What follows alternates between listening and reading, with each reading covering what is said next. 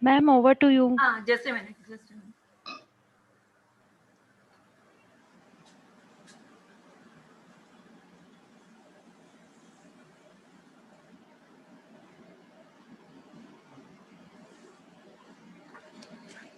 Okay, good afternoon, everyone.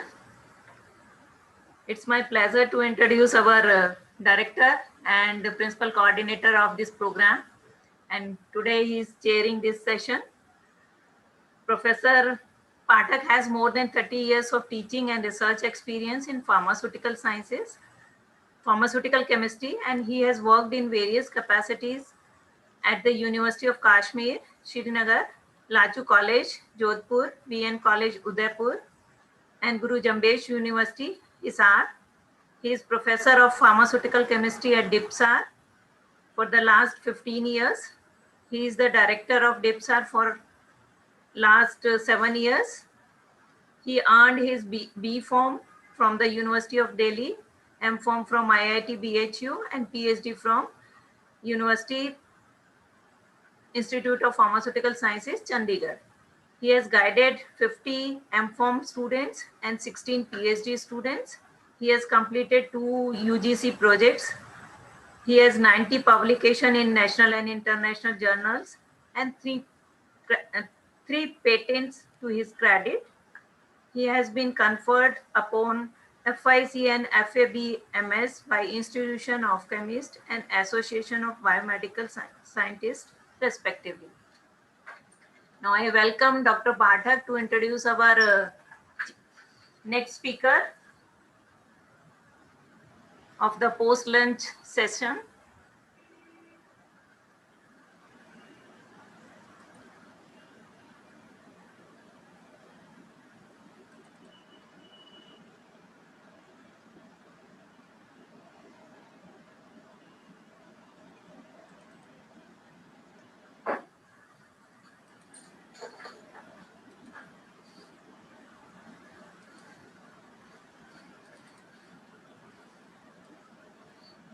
Okay, now over to Dr. Pathak.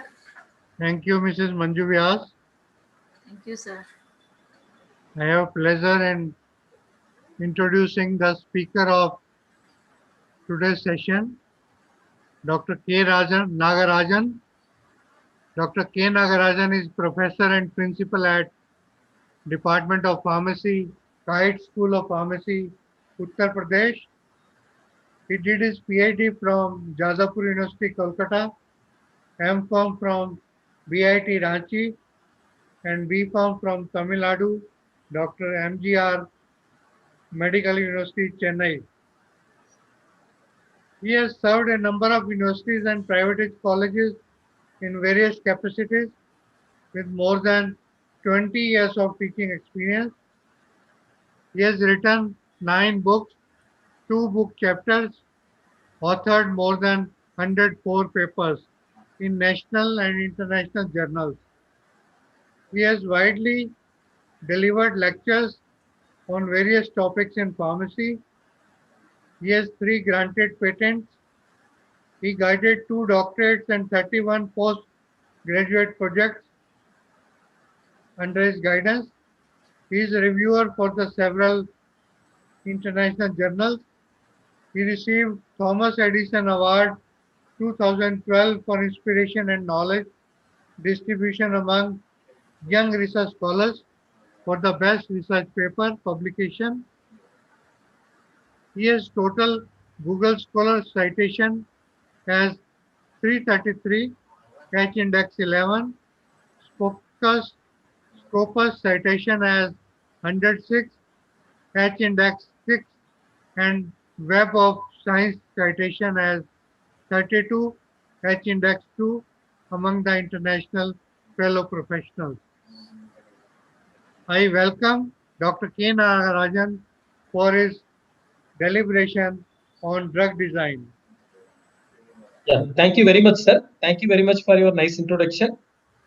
Today I am going to give a talk on computer-aided drug design. Basically, its approaches and strategies I am going to discuss here. Basically, as everybody knows, that drug design is a very important aspect. Before building any house, the basic thing is the drug design. Without drug design, we cannot able to do the synthesis. We cannot check the biological activity. So the rationality will be maintained prior to synthesis, prior to test the biological activity on the animal model. We must go for drug design always. So drug design is a very vast area. So many people may not have the awareness. I am doing drug design on docking, or I am trying to do the drug design on particular area. So what will be the thing? Finally, the strategies, what type of strategy on which type of thing we have to do the drug design. That is very, very important. So I'm just trying to highlight all the things as such. Let me share the screen also. Yeah.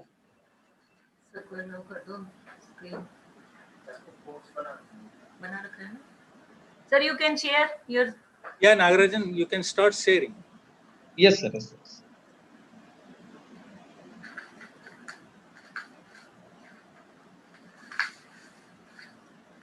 Is the screen visible, sir? No, sir. It is taking some time, sir. No, actually it's coming. Okay, okay. Yes, now it is visible. Okay, sir. Okay. The title is Computer-Aided Drug Design, Strategies and Appropriate Selection.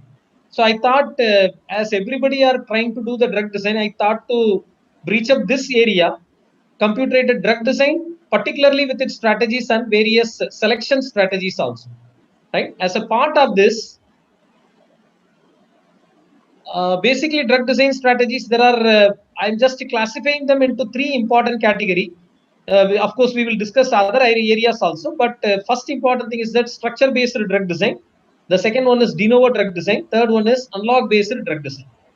Actually, when we talk about the structure, de novo drug design, it is the starting point of structure-based drug design.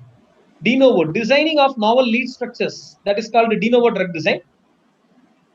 And second one is structure-based drug design. If you are developing and validate the model, we call them as structure-based drug design.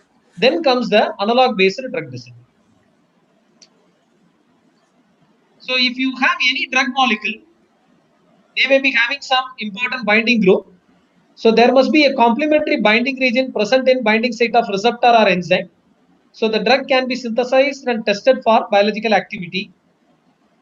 If it proves active, suppose if you are getting the drug and activity is identified, the target protein can be crystallized with the new drug binding to binding site, and then X-ray crystallography and molecular modeling can be used again to identify the structure of complex and to see if the binding took place as expected. So this is called structure-based drug design. So I mean to say here, basically, if I want to tell in a very detailed manner, let me show the slide. So this is a drug, a particular drug is having an important binding group. So definitely there must be a complementary binding region present in binding site of receptor or an enzyme. So what we are doing, if you just only isolate the macromolecular target, if you isolate only the macromolecular target, maybe your receptor, and you crystallize the receptor, it is possible to determine the structure of the receptor using X-ray crystallography, but they will not reveal where the binding site is present. That means alone, I'm talking about alone. If you are trying to isolate the receptor, you may not know where the drug will bind with the receptor. The binding location may not be revealed. So what we have to do, you are attaching the drug molecule with the receptor. After that, if you isolate the receptor, that receptor drug attached complex, if you isolate them, and if you just determine the structure, then that will give the clear-cut picture where the binding site is present. Yeah. So what we are doing generally, we just crystallize a protein with a known inhibitor or ligand bound to the binding site. Say, for example, I can say simple example for you. Suppose if your drug is, if you are crystallizing a protein with a known inhibitor or a ligand bound to the binding site. Maybe if you take morphine, morphine acts on the mu receptor, producing the analgesic action. So what we are doing, we just take this morphine, assume that the morphine is a drug molecule and it is binding with the receptor mu receptor. So if you just try to isolate the receptor mu receptor which is binded with morphine, and then if you crystallize them, Not only you can just go for ligand bound to the binding site, you can also use the inhibitor also. In any case, if you are having a known inhibitor, that also if it is binded with your receptor, you can isolate them. After isolating, then you just try to go for crystallization using X-ray crystallography. So you can determine the structure of the complex. Once you determine the structure of the complex, then you can go for molecular modeling studies. Okay, so that is basically the silicon graphics. We are using the molecular modeling studies. So there we are rotating the bonds, and then we can find out what is the energy minima, what is the local energy minima, what is the global energy minima. All these things we are doing as such. So you can do the molecular modeling studies, and you can just identify the ligand. So once you identify the ligand, we can identify the binding site. Okay, so this is what it's a general concept. And receptor protein is isolated and crystallized. If I take only the receptor protein, if I take only the mu receptor, I isolate it, I crystallize it, then structure can be determined the X-ray crystallography, but it will not locate the exact binding site as such. So this is a drawback. That means you must use both the drug molecule as well as with the receptor. When the drug binded with the receptor, together you have to isolate. Together you have to isolate and then you have to crystallize it. That means the structure of the complex only you can isolate. And if you are crystallizing it properly, then that will reveal where the exact location of binding site is present.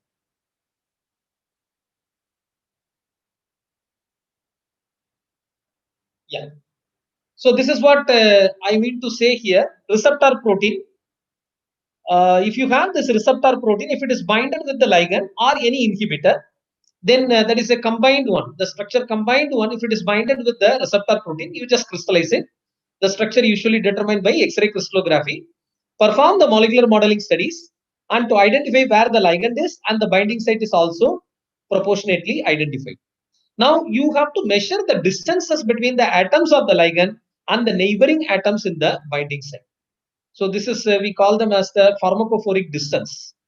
Right? You have to measure the distances between the atoms of the ligand and the neighboring atoms in the binding site. Now the ligand is removed from the binding site.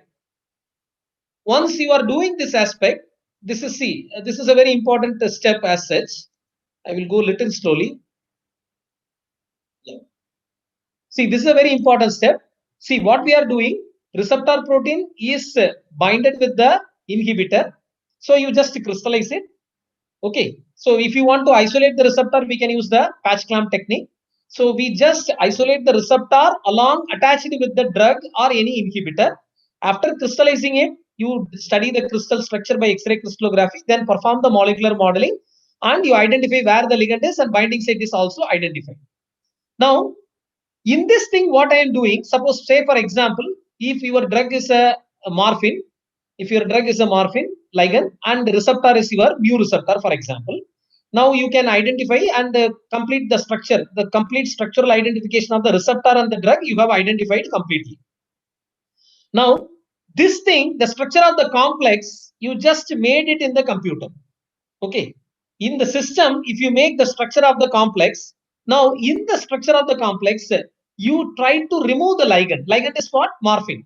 You try to remove the ligand morphine from the binding site in silico. In silico means inside the system. And in that place, whatever compound you have designed in the computer, that novel lead compound can be inserted. Once you insert the novel lead compound and see whether they properly fit with the receptor or not. So this is called de novo drug design. I repeat it. What is called de novo drug design? So here what is happening? See, that means partially I am doing this aspect. You know the things. Basically the receptor attached with the ligand or any drugs or a known inhibitor. You crystallize it.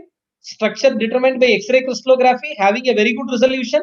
You do the molecular modeling. After molecular modeling, that structure of the complex can be present in the system.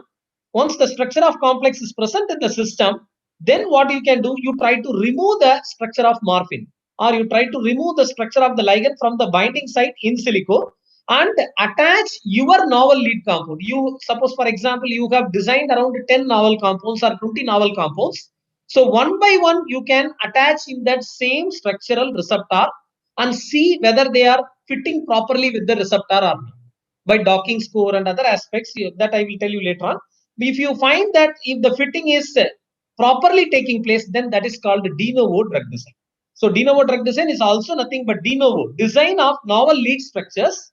So how to do this thing? You try to remove the already whatever is present in the binding site, you try to remove the known ligand or the inhibitor from the binding site in silico, and then you try to attach your own novel lead compound in silico with the same receptor and see whether the same expected fit takes place or not. If the same expected fit takes place, you can say that is your novel lead compound, and that is nothing but de novo drug design. I hope the concept is very clear.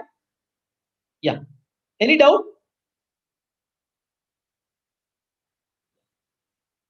Yeah, next one. Yes, sir, it's clear. So this is another important thing. There are three methods we are using for evaluating a structure in structure-based drug design. Actually, de novo drug design, there are some problems in de novo drug design because de novo drug design, we don't know anything about the pharmacokinetics, safety profile, all these things we are not knowing as such, because the safety and the efficacy, until and unless if you are testing the drug on the animal model, you cannot assess the safety. So that is the reason, this is the drawback of de novo drug design. You may not have any assessment on the pharmacokinetic safety profile of the drug molecule. Okay. So therefore, what we are doing, basically the best method what we are using is structure-based drug design, which is basically a different approach. What we are doing, the structure-based drug design, I will tell you in explaining in the steps in the further slides. But before that, whether you do the structure-based drug design, how will you evaluate the structure basically? Either you can use X-ray crystallography or NMR technique, or we can use homology modeling. Again, homology modeling, especially for the receptor proteins, we are using this thing. Preferably, sometimes we can do with homology modeling, or sometimes we can do with the protein threading mechanism. Anyone we can use it as such, depending upon the similarity. So here the crystal structures can be evaluated for resolution, reliability or R factors, or sometimes the coordinate error. So they can be, the crystal structures are determined with data extending beyond 2.5 Armstrong units are acceptable for drug design purpose. So this is what the general limitation they have given.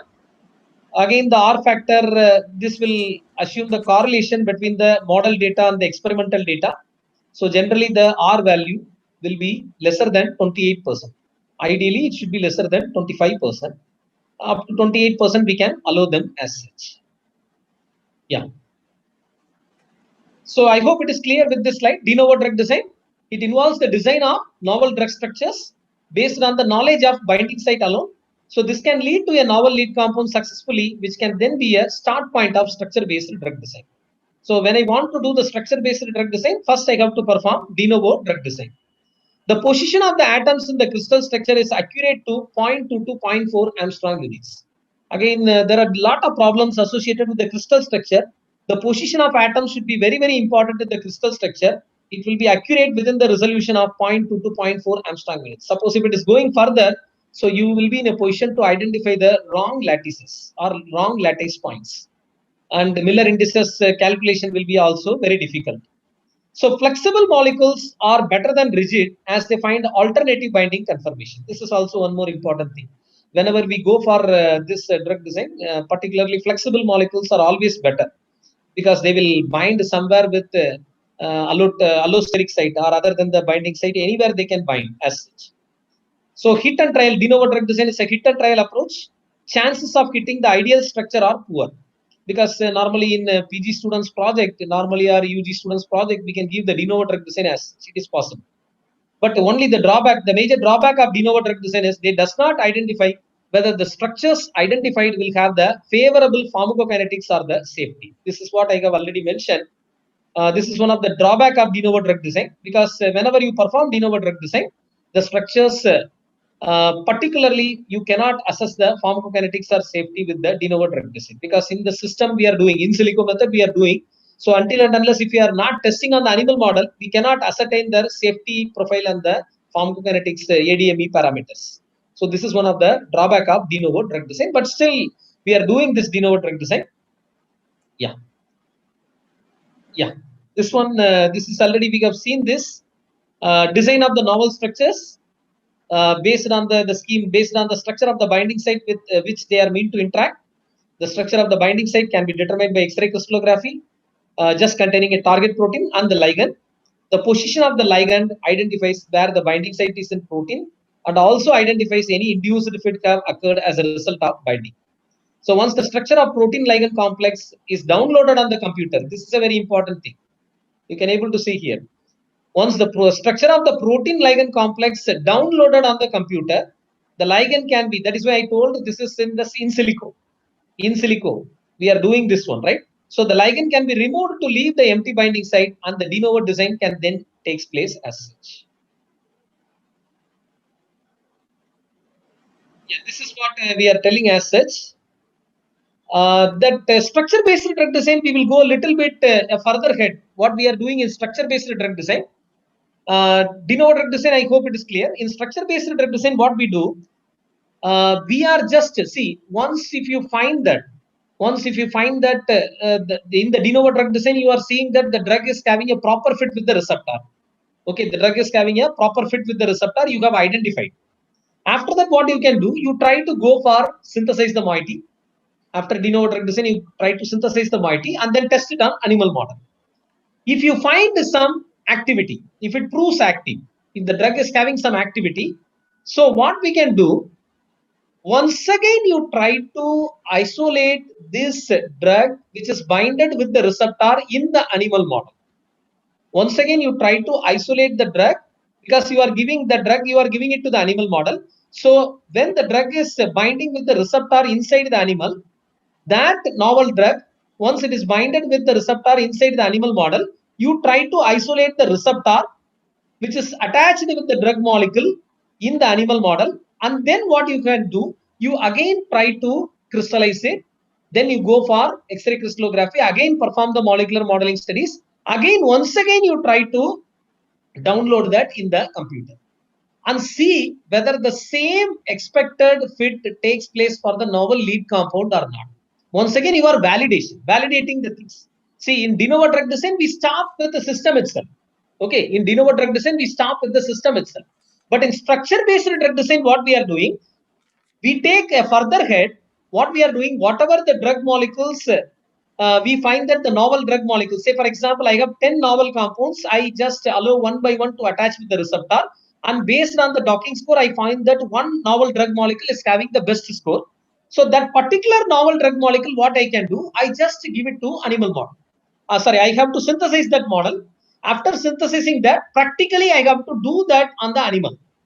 Practically, I have to give that particular novel lead molecule on the animal. Once the animal model also getting some promising results, if I get some good activity in the animal model, so what I can do, I isolate that particular drug molecule attached with the receptor from the animal model, and once again I do it on the system. In the in silico method, I perform the things. So I once again determine the structure of the novel drug molecule attached with the receptor. So I have to perform the structural elucidation for that using the X-ray crystallography, perform the molecular modeling studies. That structure, once again, I have seen that whether the fitting took place, whatever I have predicted, whether the same fitting between the drug and the receptor takes place practically and again theoretically in the system. Okay, if I identified that expected fit takes place in a proper manner or not, if it is again coming in a very proper manner, then it is called structure-based drug design. I hope it is clear, structure-based drug design. Because structure-based drug design, the starting point of the structure-based drug design is de novo drug design. In other words, we can say structure-based de novo drug design can be optimized to get the proper physiological or to get the proper fit between the drug and the receptor. So that is called structure-based drug design. So structure-based drug design is the very crucial thing. Actually, it is a time tedious process. For many novel drug molecules, they used to do the structure-based drug design in the by testing it on the laboratory. The advantage of structure-based drug design, it will assess the pharmacokinetic profile and the safety profile of the drug molecule also. That is one of the major advantage of structure-based drug design because you are testing it on the animal model. As we are testing it on the animal model, the structure-based drug design is giving a good result. And you remember that most of the drugs whichever are there in the market, almost more than 80 to 90% of the drug molecules, they are coming from structure-based drug design approach. So even though the structure-based drug design is a very time tedious approach, the time consumption will be taking several years, but the structure-based drug design is the best protocol. What most of us should know as a medicinal chemist, we should know that structure-based drug design is the best approach in the drug discovery as such. So that is the reason structure-based drug design we are doing as such in a very thorough manner as such. So we are just performing the things. That means de novo drug design we do with the computer only, right? Structure-based drug design we have to see that a particular novel lead molecule can be synthesized. We test it on the animal model, and from the animal again we are isolating the novel drug attached with the receptor, and then again go for X-ray crystallization structural studies we are doing. And then you check it whether the same expected fit is absorbed once again or not. You are once again validating the model. If you find that the validation is a perfect one, then you can simply say that this is the structure-based drug design with the good results we are getting as such. Yeah. But in the slide, what I have shown here, structure-based drug design cannot be used in all the cases. Of course, it is not possible. So structure-based drug design, we cannot use it in all the cases. So what we are doing, sometimes we go for analog-based drug design. What is analog-based drug design? This is depending upon the receptor. Sometimes if the target receptor for the lead compound may not have been identified, sometimes we may not identify the receptors. Okay. The target for the lead compound, target is nothing but receptors. Sometimes the receptors or enzymes are not identified for the lead compound, novel lead compound. Many of the receptors are orphan receptors, you know very well. Sometimes the receptors are not identified for your suitable lead compound. And even if identified, sometimes even if you identify the receptors also, they may not be crystallized, as in the case of membrane-bound proteins, like G protein coupled receptors. Some of the receptors, mostly these membrane-bound receptors. There are two types of receptors basically. One is the cytoplasmic or the intracellular or nuclear receptors, and the other one is the membrane-bound cell surface receptors. So most of the cell surface are the membrane-bound receptors, mostly lipids or water-soluble drugs.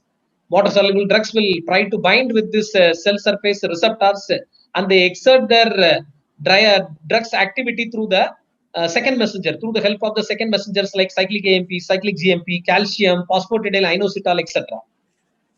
Whereas if you see some of the drugs which are mostly lipid soluble, they can directly penetrate the cell membrane, as cell membrane is also made up of bilayer of phospholipids. They can easily penetrate the cell membrane and they can interact with the intracellular or cytoplasmic or nuclear receptors.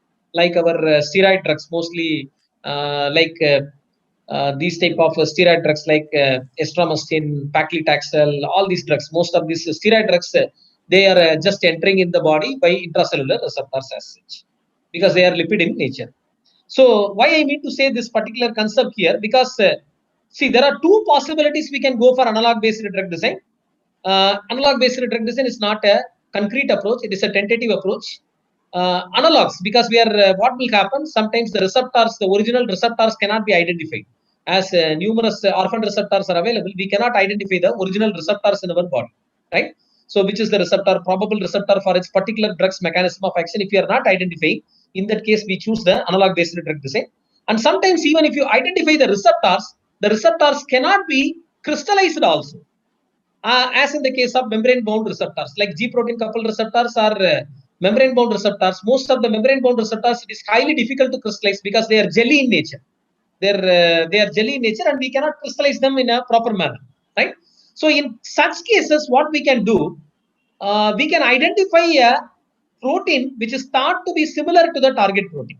So we can identify a receptor which is tentatively similar to the original receptor. Say, for example, I am using mu receptor. Suppose assume that mu receptor cannot be isolated and crystallized, as it is jelly in nature. Just assume that. So in that case, what I can do, I am just taking some other receptor which is thought to be similar, or it is thought to be an analog to your original receptor. For example, I can use the kappa receptor. Instead of mu receptor, I can go for kappa receptor. Okay. So this is how I can choose some tentative receptor, right, which is having some similar structural chemical features similar to your original receptor as such, right? So they can be taken tentatively and they can be crystallized and studied by X-ray crystallography, and the same structural and mechanistic information obtained from that analogous receptor protein. Okay, because it is an analogous receptor.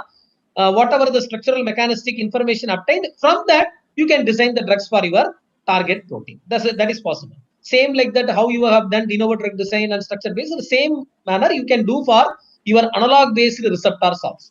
In the same manner, you can do the receptors over there.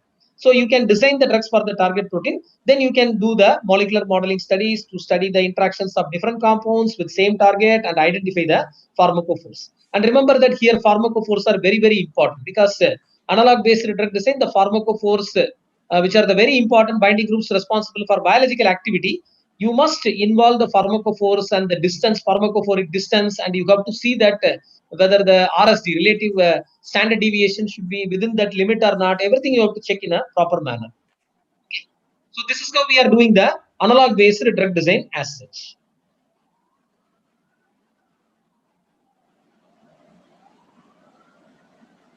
Yeah. So some of the examples of analog based drug design, of course, you studied all these things in your syllabus itself. Structural, there are different types of analogs. When I talk about the analogs, there are different types of analogs are possible. One is structural and pharmacological analogs. That means they are structurally also similar, biological activity is also similar. So classical example is ranitidine is converted into nizatidine. So it is a direct analog. Ranitidine contains the furan moiety, nizatidine contains the thiazole nucleus. And not a direct analog is also there. Cimetidine is a pioneer drug. It can be converted into ranitidine. Imidazole is replaced by dimethyl aminomethyl furan. It does not have the same SAR pattern. Of course, I can show the slide. All these things you will get from different textbooks also. Okay. So this is some of the example, right? One is structural and pharmacological analog. Another one is structural analog is also there. That is also possible. Okay. It's structurally similar. So you can see here, simple example. Structural analogs, they are structurally similar, but biological activity will be different. For example, opioid agonist and antagonist. Morphine is having N-methyl substituent.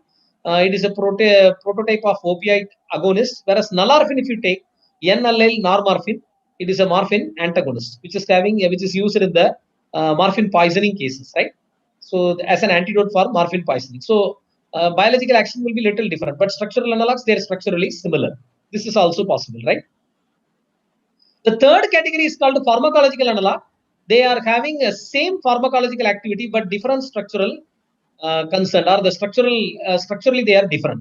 For example, nifedipine, verapamil, diltiazem, all belongs to structurally different category, but all their biological activity remains same. They all belongs to L-class voltage gated calcium channel blockers. So these are the three different types of analogs: structural analogs, structural and pharmacological analogs, and then pharmacological analogs. Yeah, but what is an advantage behind this analog-based drug design? Maybe 5 to 10% we are using analog-based drug design. The advantage is the development of a pioneer drug is extraordinarily uncertain because its therapeutic use has not been validated clinically. On the other hand, preparing an analog has the advantage that the predicted therapeutic use of the analog has already been proved. So this is one of the important things. The development of a pioneer drug is very uncertain when you do the structure-based drug design because its therapeutic use has not been validated. But whereas in analog-based drug design, we are using the prototype morphine. From the morphine, we are using different analogs and then testing the biological activity. So on the other hand, preparing an analog has an advantage that the predicted therapeutic use of the analog has already been proved also. But what is the major disadvantage of analog-based drug design?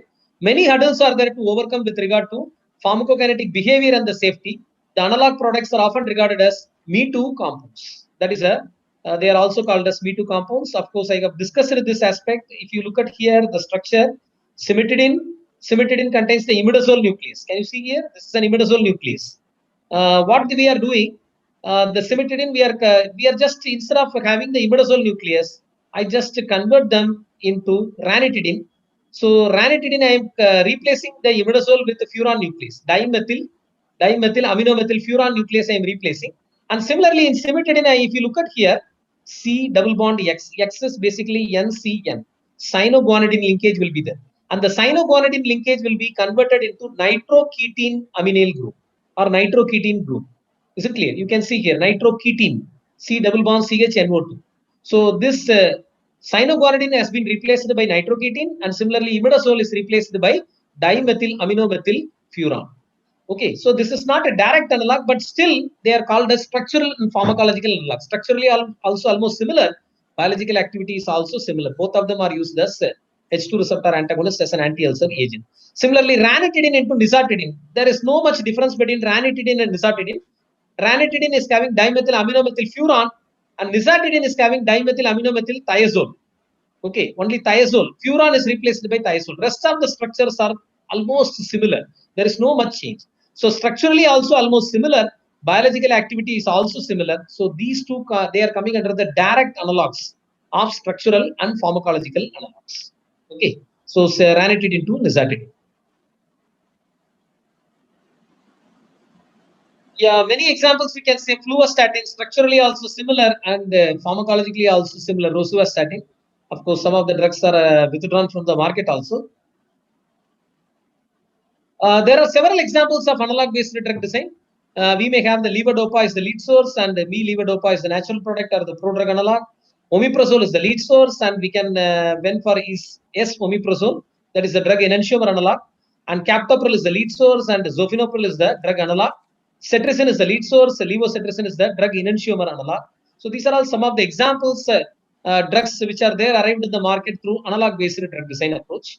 Losartan is a lead source and olmesartan is a drug analog or the prodrug. Similarly, celecoxib is the lead source and valdecoxib is the drug analog.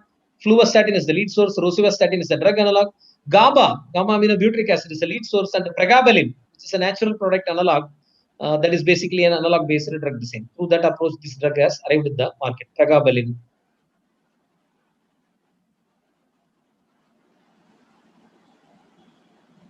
So there are different methods. Of course, no need to go more in detail in this thing. When you go for evaluating the structure-based drug design, Lusati method also we are using these methods for coordinate error. By using Lusati method, we are using the bond length. What should be the bond length? It should not be greater than 0.15 Armstrong units or 3 Armstrong units for bond angle. So their ideal bond length and bond angle should be proper. If you are measuring the atoms of the crystal in a proper manner, the bond length and the bond angle should be properly within the limit, 0.15 Armstrong units. It should not go more than that ideally, and the 3 degree is the maximum for bond angle also. So these things are very, very important. And of course, you can also use the Ramachandran plot where you can find out the backbone for these things also, angles also. Backbone, that is angles we can find out from the Ramachandran plot where we can use the phi values and the psi values. So with that also we can use different techniques in predicting the backbone bond angles also, right? This is B factor for atom reflection ratio as by the Strode and the Forman ratio method. Expected error also they have given. Some formulas they are using to calculate the things. Nowadays, all these things automatically when you are procuring this X-ray instrument with the software, they can able to do these things. Structural elucidation also they can do with the help of this thing. Yeah, so these are the examples I have told you. Morphine, nalorphine. Morphine, if you look at here, morphine, N methyl group is there. If you remove the methyl group, then as per the nomenclature, it becomes allyl. N allyl normorphine, right? N allyl group. That means if you remove this methyl group, it is called nor. And if you are introducing the allyl group, CH double bond CH2, CH double bond CH2, right? That is called allyl group. If you are attaching the allyl group instead of the methyl group, then it is called N allyl normorphine. You are removing the methyl group, so it is called normorphine, and the allyl group you are introducing, therefore it is called N-allyl normorphine or nalorphine. Yeah, one more example we used to say here, one is a pyrophosphoric acid. Pyrophosphoric acid is a simple chemical reagent. It is having no utility at all, right? But minute modification I am doing, the center oxygen atom can be replaced with a methyl group. That is a isosphere. As per the valency will be similar. O will be replaced by CH2. So that is isosteres. If I am replacing, what will happen if I replace the oxygen group with CH2 group? That becomes a bisphosphonate, which is also called as methane bisphosphonic acid, which is also called a metronate. So metronate injection is used basically for inhibition of abnormal calcification, especially for the inhibitors of osteolytic bone diseases like tumor-related bone destruction, Paget's disease we are using. And it is one of the very important drug molecule used in nuclear medicine along with the technetium complexes to predict the bone lesions, bone related problems we can easily identify, radio diagnostic agent, right? So why I need to say here, structurally they are similar, Structurally, they are similar, but biological activity will be different. Biological activity, pyrophosphoric acid is a simple chemical reagent, whereas bisphosphonate is a radio opaque diagnostic agent, right? So biological activity will be different. Structurally, they are almost similar. So they comes under the structural analogs. Okay. So these are all some of the classical examples. Of course, if you go for this particular structure-based drug design, I am giving one example for structure-based drug design, that is catechol O-methyl transferase. When you look at this catechol O-methyl transferase COMT enzyme, so this catechol nucleus will be degraded in the brain into this meta O-methylated product and the para O-methylated product. Okay, magnesium is the cofactor, and the catechol O-methyl transferase is a classical example of enzyme. And this adomet, this is a coenzyme. Adomet will be converted into ado-homocysteine. Okay, so that is S-adenosyl homocysteine, and this is S-adenosyl methionine.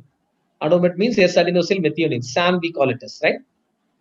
Then this is nothing but S-adenosyl homocysteine, right? This is the coenzyme, right? Enzyme is COMT, coenzyme is adomet 2 ado-HCY, and the cofactor is magnesium ion. This is the reaction basically taking place. And you remember that if you have the catechol nucleus, this type of transfer normally taking place. Catechol nucleus are present in dopamine, levodopa, adrenaline, noradrenaline, all the neurotransmitters. You will have this catechol nucleus. Yeah, there are two different forms of catechol O-methyl transferase enzyme. One is called soluble COMT, which contains 221 amino acids, and the other one is membrane-bound COMT, which is having 50 amino human residues. So the physiological substrate of COMT, catecholamine neurotransmitters, dopamine, noradrenaline, adrenaline, and some of the metabolites, right? So already I discussed about the structure-based drug design. They have identified in structure-based drug design some of the second generation COMT inhibitors, COMT inhibitors, nitrocatechol derivatives like entacapone and the tolcapone. Tolcapone is very simple. If you look at that nitro, all these they are the nitrocatechol groups. When you look at this COMT inhibitors, every compound is a nitrocatechol group is present. Catechol nucleus nitro group is present. This nitrocatechol, along with the nitrocatechol, if you look at here, you will be having a cliff. This is called C double bond O. This C double bond O, it is just like a cap. It is just like a cap, right? So tolcapone, cap will be there, and then tol means what? Toluene. Tol means toluene. You can see here, benzene ring with methyl group. Toluene with the cap.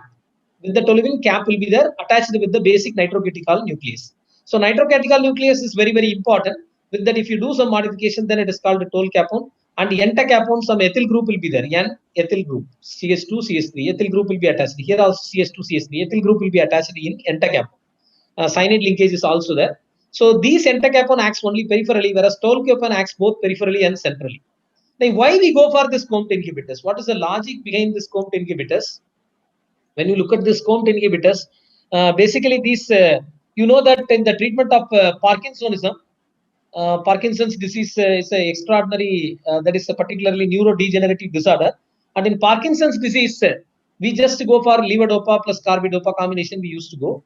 And because we know that problem dopamine we cannot administer, because dopamine will be easily metabolized. That means dopamine cannot cross the blood-brain barrier also. But levodopa, you can see that levodopa how it can cross the blood-brain barrier, because even though levodopa is also more hydrophilic, but by the false Trojan horse approach, the levodopa can be mistakenly or in a pseudo manner, they can be thought, the receptors or the carrier transmitters, they will be thought that, and they will be taking as a mistake, the levodopa can be taken inside just like an amino acid. Okay, and therefore they will be transported easily to the brain also. This is how the levodopa can be transported. Along with the carbidopa they are using, that is peripheral decarboxylase inhibitor. Now, along with it, we also use the COMT inhibitors also. Otherwise, your drug bioavailability will not be there as such. It will, the availability of the drug reaching the brain will be very, very less if you are not using the catechol O-methyl transferase inhibitors. The drugs like entacapone and tolcapone are very, very important in the treatment of Parkinson's disease also. So this is all about the particular structure-based drug design approach. Yeah, other than that, there are certain approaches are also available. Experimental driven drug design strategies. For example, library based drug design. We can use some libraries, right? Fragments we are using, and then based upon the different libraries are available. Enamine library, zinc database, enamine database, different libraries we can use that and try to predict the things also. Tentatively, we can do that. Ligand-based drug design only with the ligands. Structure-based drug design. Already we discussed site-directed mutagenesis or reverse SAR. This is also one of the experimental approach we are doing. So the receptors, we try to allow them for mutation. After mutagenesis, what will happen? The receptor structures will be changed as such. After that, you allow the drug to interact with the receptor. So this site-directed mutagenesis, we can do that, right? So it is basically the reverse SAR approach, right? So that is nowadays more popular as such. That also can be done as such. Other than the high throughput screening and other approaches, this also we can do as such. Library-based drug design, this includes the two-dimensional QSAR, three-dimensional QSAR. Basically, we can go for the random library, directed library, random library. The results are not appropriate. We can go for directed library, right? We can also go for fragment library. Partially, we can do that library as such. In that manner, we can do that, right? So this is also, we can do that with the library of n number of compounds. We can try it out with different receptors and predict what is this biological activity in a theoretical manner. Right, so that is basically again ligand-based drug design. We can have endogenous-based drug design, prototype-based design, analog-based drug design. Actually, analog-based drug design, whatever we discussed, is a part of ligand-based drug design. I told it's a tentative approach, but still some of the receptors are not identified and some receptors are not able to crystallize. The option is we can go for this ligand-based drug design itself, right? So their analog-based drug design is basically a part of ligand-based drug design. Again, structure-based drug design, I told in a general concept. Structure-based drug design, you should remember that the receptors, again, there are different subclasses of structure-based drug design.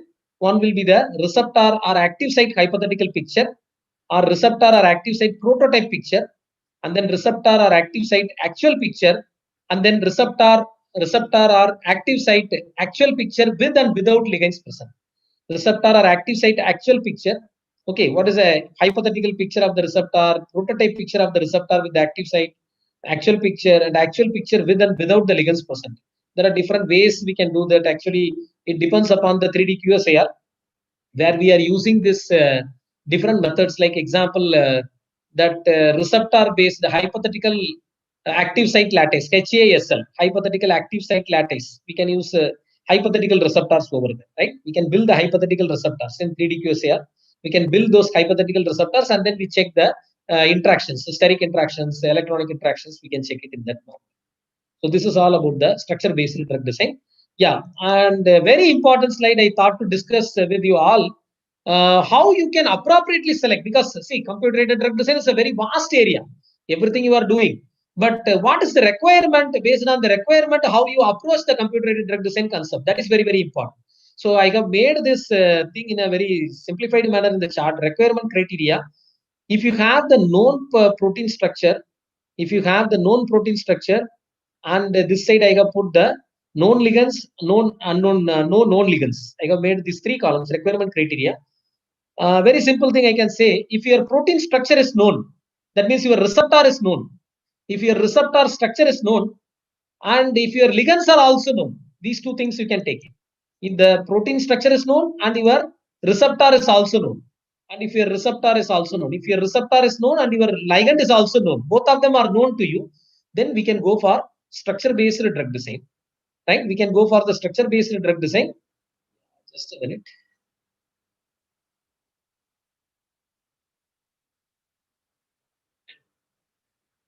We can go for the structure-based drug design, and then we can also do the protein ligand docking. This is also one of the important aspect, right? If the structure of the protein is known protein structure, if you know the structure of the protein as well as if you know the ligand also, you can go for structure-based drug design, or you can go for the protein ligand docking. Okay, this is these are the two approaches we can do. Suppose if you know the structure of the receptor, but if you don't know the ligand, then we can go for de novo drug design. This is possible easily, right? Just a minute, some problem is there.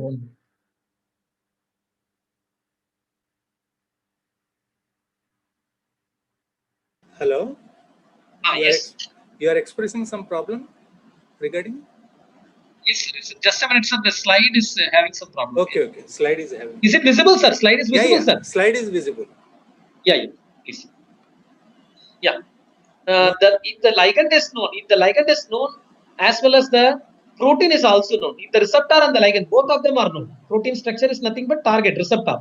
If the receptor is also known and the ligand is also known, then we can perform the structure-based drug design, or else we can go for the protein ligand docking. Docking we can do easily.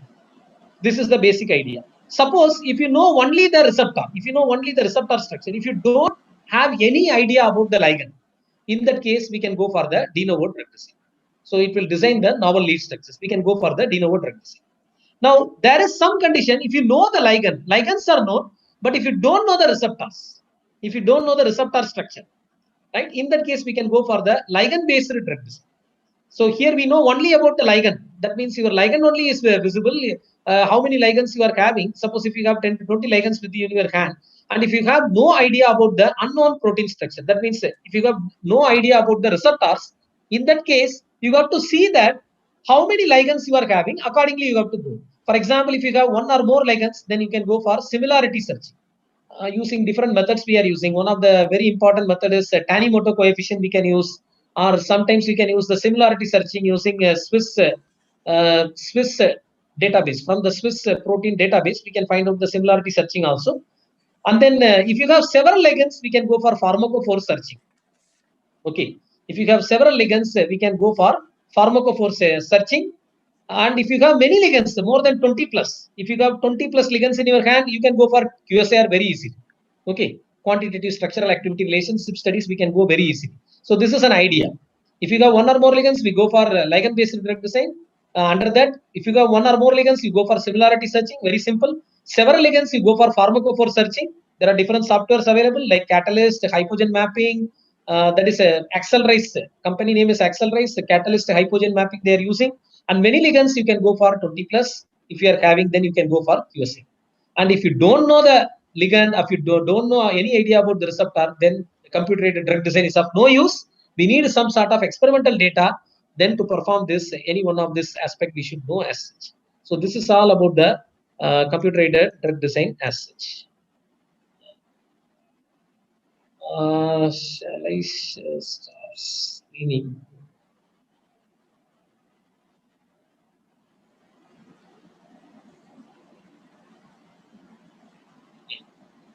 Yeah, any doubts, sir? Nothing, sir. Hello? Sir, shall I share the screen for a few minutes? Yeah. Actually, I thought practically also the Google. It is your right to share, sir, now. Yeah. 1 minute, sir. 1 minute. I will show some of the databases so that it will be easy for us.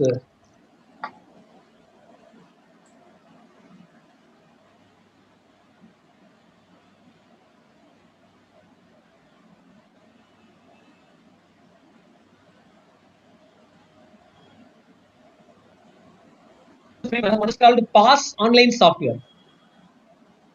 Hello? Yes, sir. Are you facing any problem in screen sharing? 1 minute, sir. 1 minute. Is my screen visible, sir? No. In Google, it is visible.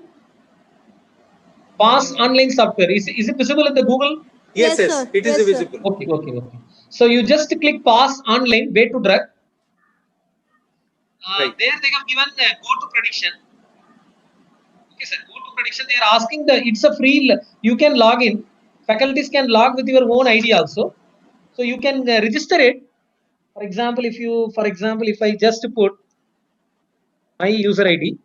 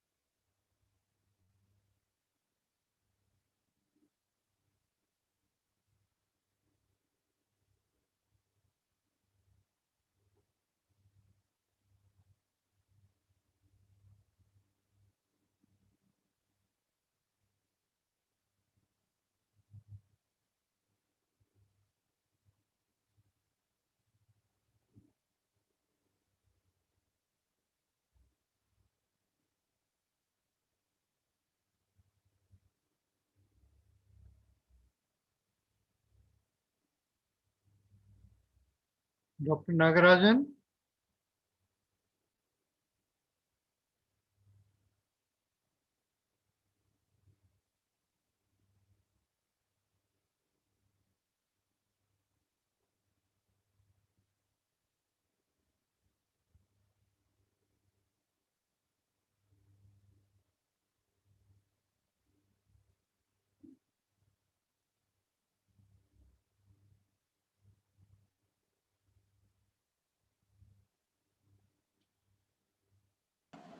Hello? Hello? Madam? He's sharing the screen na. Okay, okay. Actually, he's कुछ voice भी नहीं आ रहा, कुछ नहीं आ रहा, तो I was talking हमारा software में कुछ स्ट्रकअप है क्या? Hello doctor Nagarajan.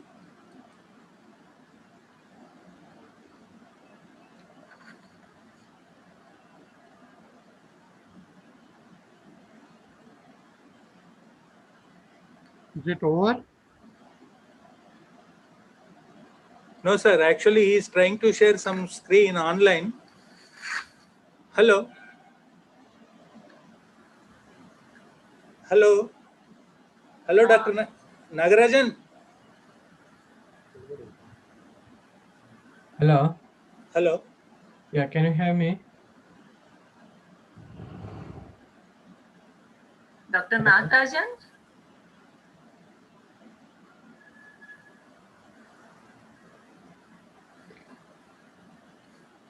Madam, he is there online only. I don't know. He's online.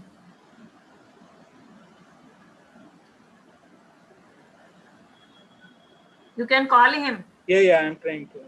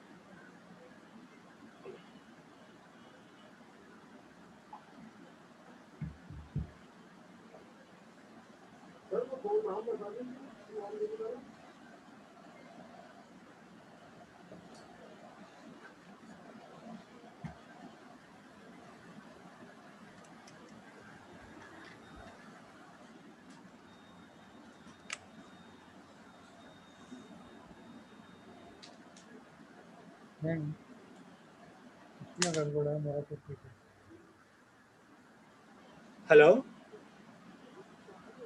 Hello? Hello, Manju madam. Yes. Actually, Dr. Nagarajan is not even lifting the mobile. Okay. It might be kept somewhere else in the desk and trying to deliver a lecture, I suppose. But What should we do now?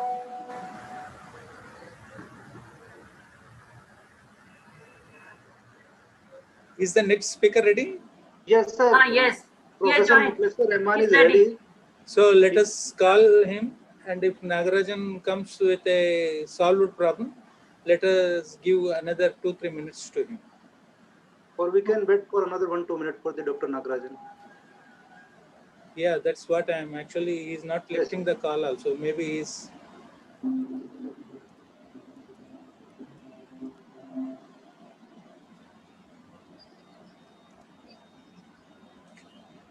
Okay, Dr. Manju?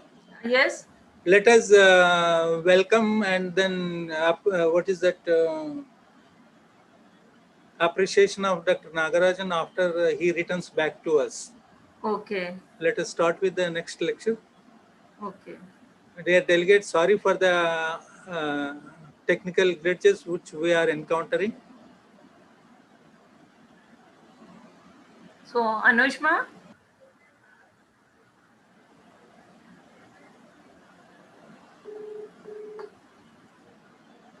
Okay, we will start with the next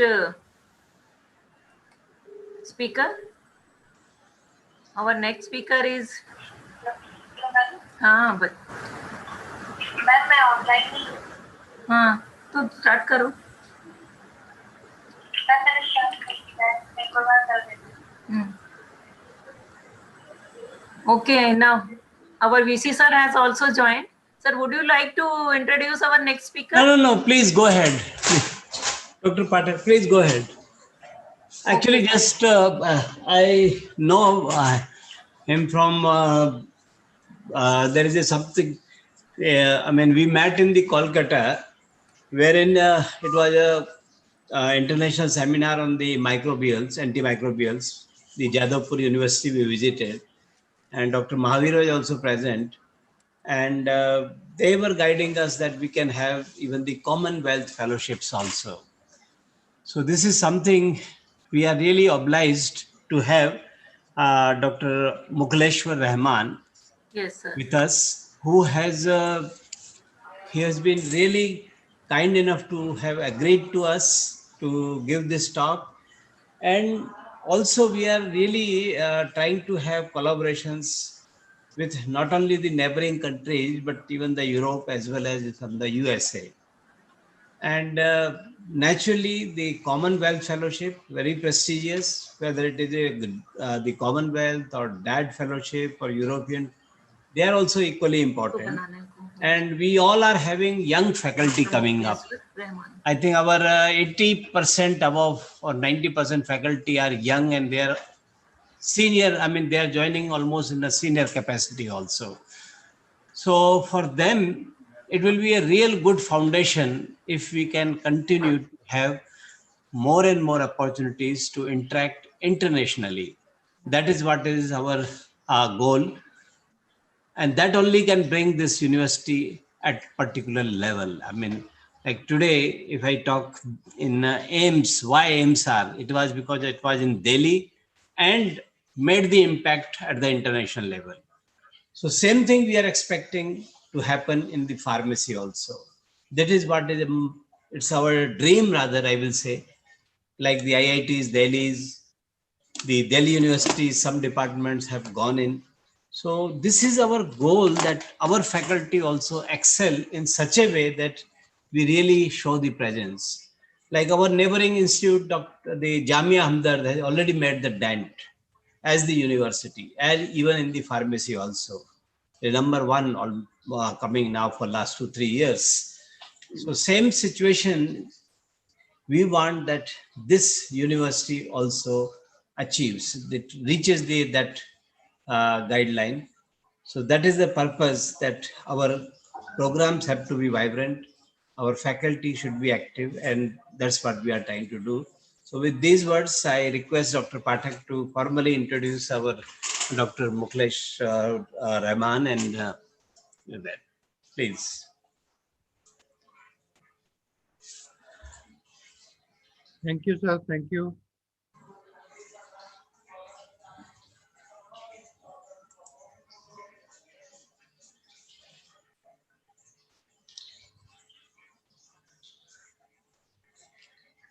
I take this opportunity to welcome Dr. Mukhleshwar Rahman, Senior Lecturer, University of East London, UK. He is a Senior Lecturer in Pharmaceutical Sciences. Am I audible? Yes, sir. Yes, sir. Yes, please. Audible. Quite audible. Developed both BSc Honours Pharmaceutical Sciences and MSc Pharmaceutical Sciences program at UEL. Dr. Rahman completed Bachelor of Pharmacy Honours and Master of Pharmacy from University of Dhaka with first class in both the programs. He obtained PhD in Natural Product Chemistry from the University of Strathclyde. Dr. Rahman is a Fellow of Higher Education Academy, Fellow of Royal Society of Chemistry, Fellow of Royal Society of Biology, and member of a number of organizations including American Society of Pharmacognosy, International Society of Ethnopharmacology, Phytochemical Society of Europe, and Academy of Pharmaceutical Sciences of Great Britain. He has published 85 articles in peer-reviewed national and international journals. He attended several international conferences in UK, USA, Switzerland, Austria, Greece, Bangladesh, and India as invited speaker. He has supervised PhD and MR students and also 2 postdoctoral research fellows, including one funded by Commonwealth Commission. He hosted 5 Commonwealth professional fellows from Bangladesh and India. I welcome Dr. Rahman for his kind deliberation. Dr. Rahman, please. Thank you very much, sir. So thanks for this introduction. It's really my pleasure to present my presentation in front of you. Now I'm trying to share my screen.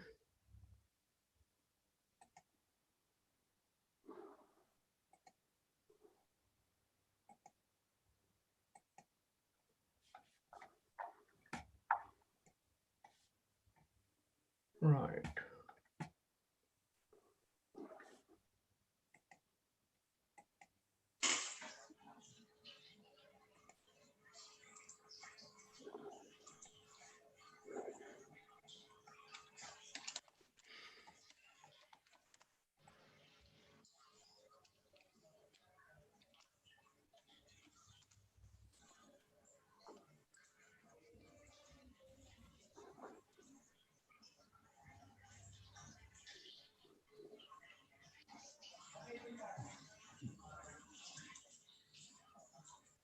Right, I'm facing difficulties in sharing my screen. Sharing option. Sorry, it will be at the bottom of the screen, green color box. All right, I don't need to share the screen. No, you have to. All right, okay, sorry for that. It is at the bottom line. Yeah. Right. Okay, that's fine. If I don't need to share the screen, that's fine. Okay, so you can see my presentation, right? No, you can share the screen. It is the bottom. There is a share screen green button. Green icon is there at the bottom line. All right, at the bottom line. Admin can see whether we have enabled or not. Share yeah, screen I can see button. the green share screen. And yes, sir. Okay, yeah. You press that one and open your browser screen. Yeah, right. Can you see now? Yes, now yes, sir. Yeah, okay. Okay, thank you very much. Right. Global challenges on antimicrobial resistance. Okay, so you can see, right? Okay, that's good. Right. Right. Thank you very much for inviting me, especially the Vice Chancellor of the Delhi Institute of Pharmaceutical Science and Research. I met him in Kolkata. That's what he mentioned during a conference in the Jadavpur University. And Mahavir, I also met him in Jadavpur University. It's my real pleasure to do this presentation today. So today I will be talking about something about natural product because that's my expertise and how it can help in tackling the global problems of antimicrobial resistance. So we got lots of problem about antimicrobial resistance. So I will be trying to talk about something about this. Right. So first of all, I wanted to give you the overall overview of today's presentation. So I'll start with antimicrobial resistance. So giving some background information. Then I'll focus on traditional medicine and something about the role of natural product in drug discovery because natural product chemistry is my expertise. Then I'll talk about bioassay-directed isolation and identification technique, how you isolate compound for a complex mixture from a crude extract, and how do you identify the compound using mostly NMR and mass spec. I also do synthetic work, so I'll focus on a particular group of compound, acylfluoroglycinol. I'll briefly discuss about this. And at the end, I'll talk about something about ethnopharmacological survey. because ethnopharmacological survey is really useful for the identification of plant you wanted to work on.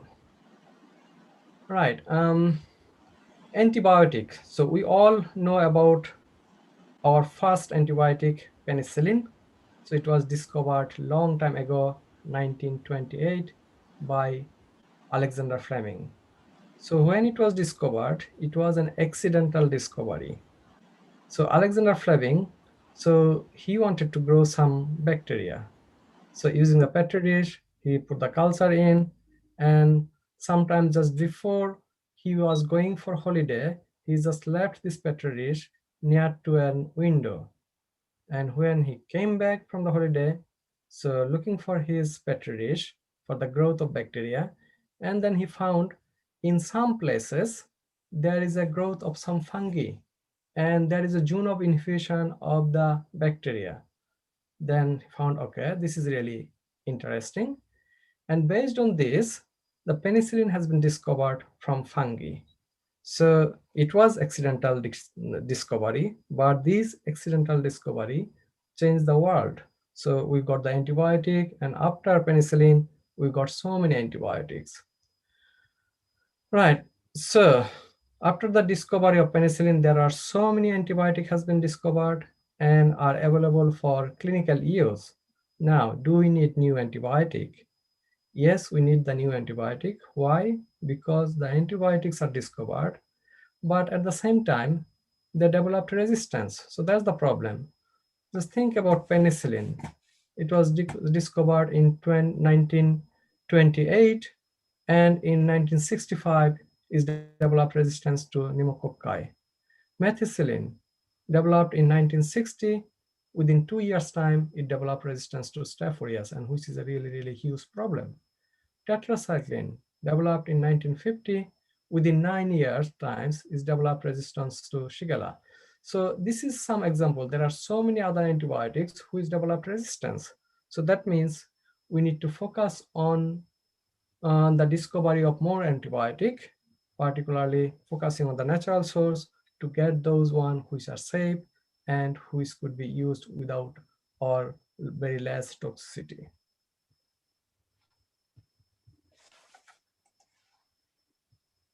Right.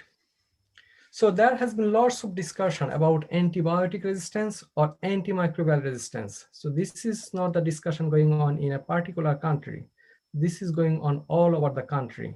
So there are several focus groups who is working very closely to tackle the issue of antimicrobial resistance. WHO, so they have made their own plan. So this problem has been debated in the UK Parliament and all over the world. So scientists, the government, policymaker, all are trying to find out a solution. And this has been discussed in several top newspapers. So it has been debated in, it has been discussed in BBC News. It has Sir, been you are headlined. not audible. You can't hear me? You are not audible. Audible, Oh, sir. really? Yeah, we can hear you. Okay.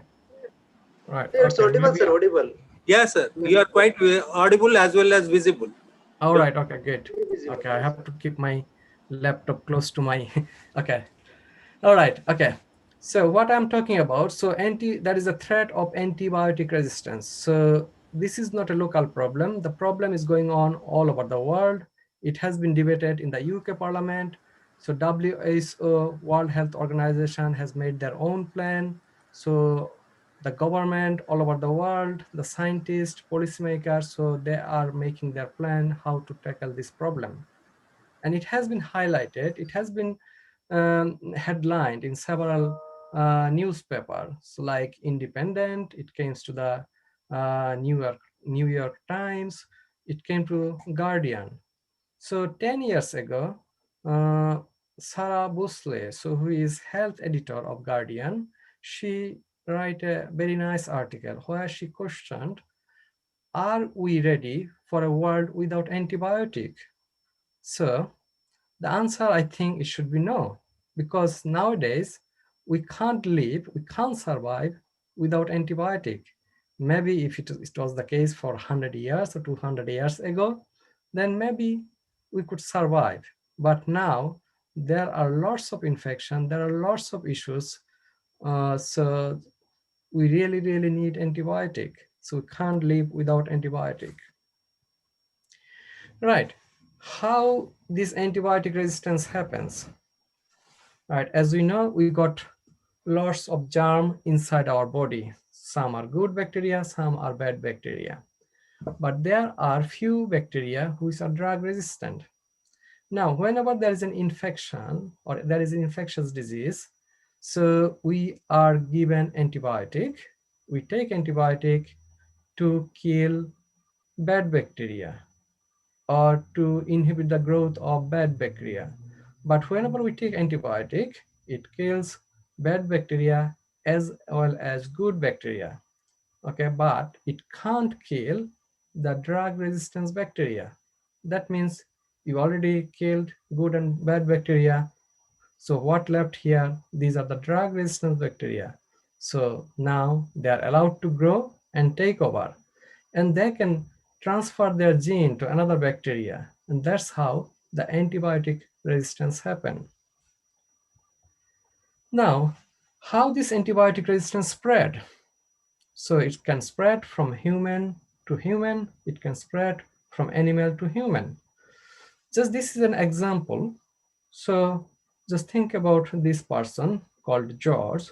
So he got infection and he was given antibiotic, but unfortunately he develops resistance bacteria in his gut. So once he developed the resistant bacteria, so he might stay at home and go to the surrounding community.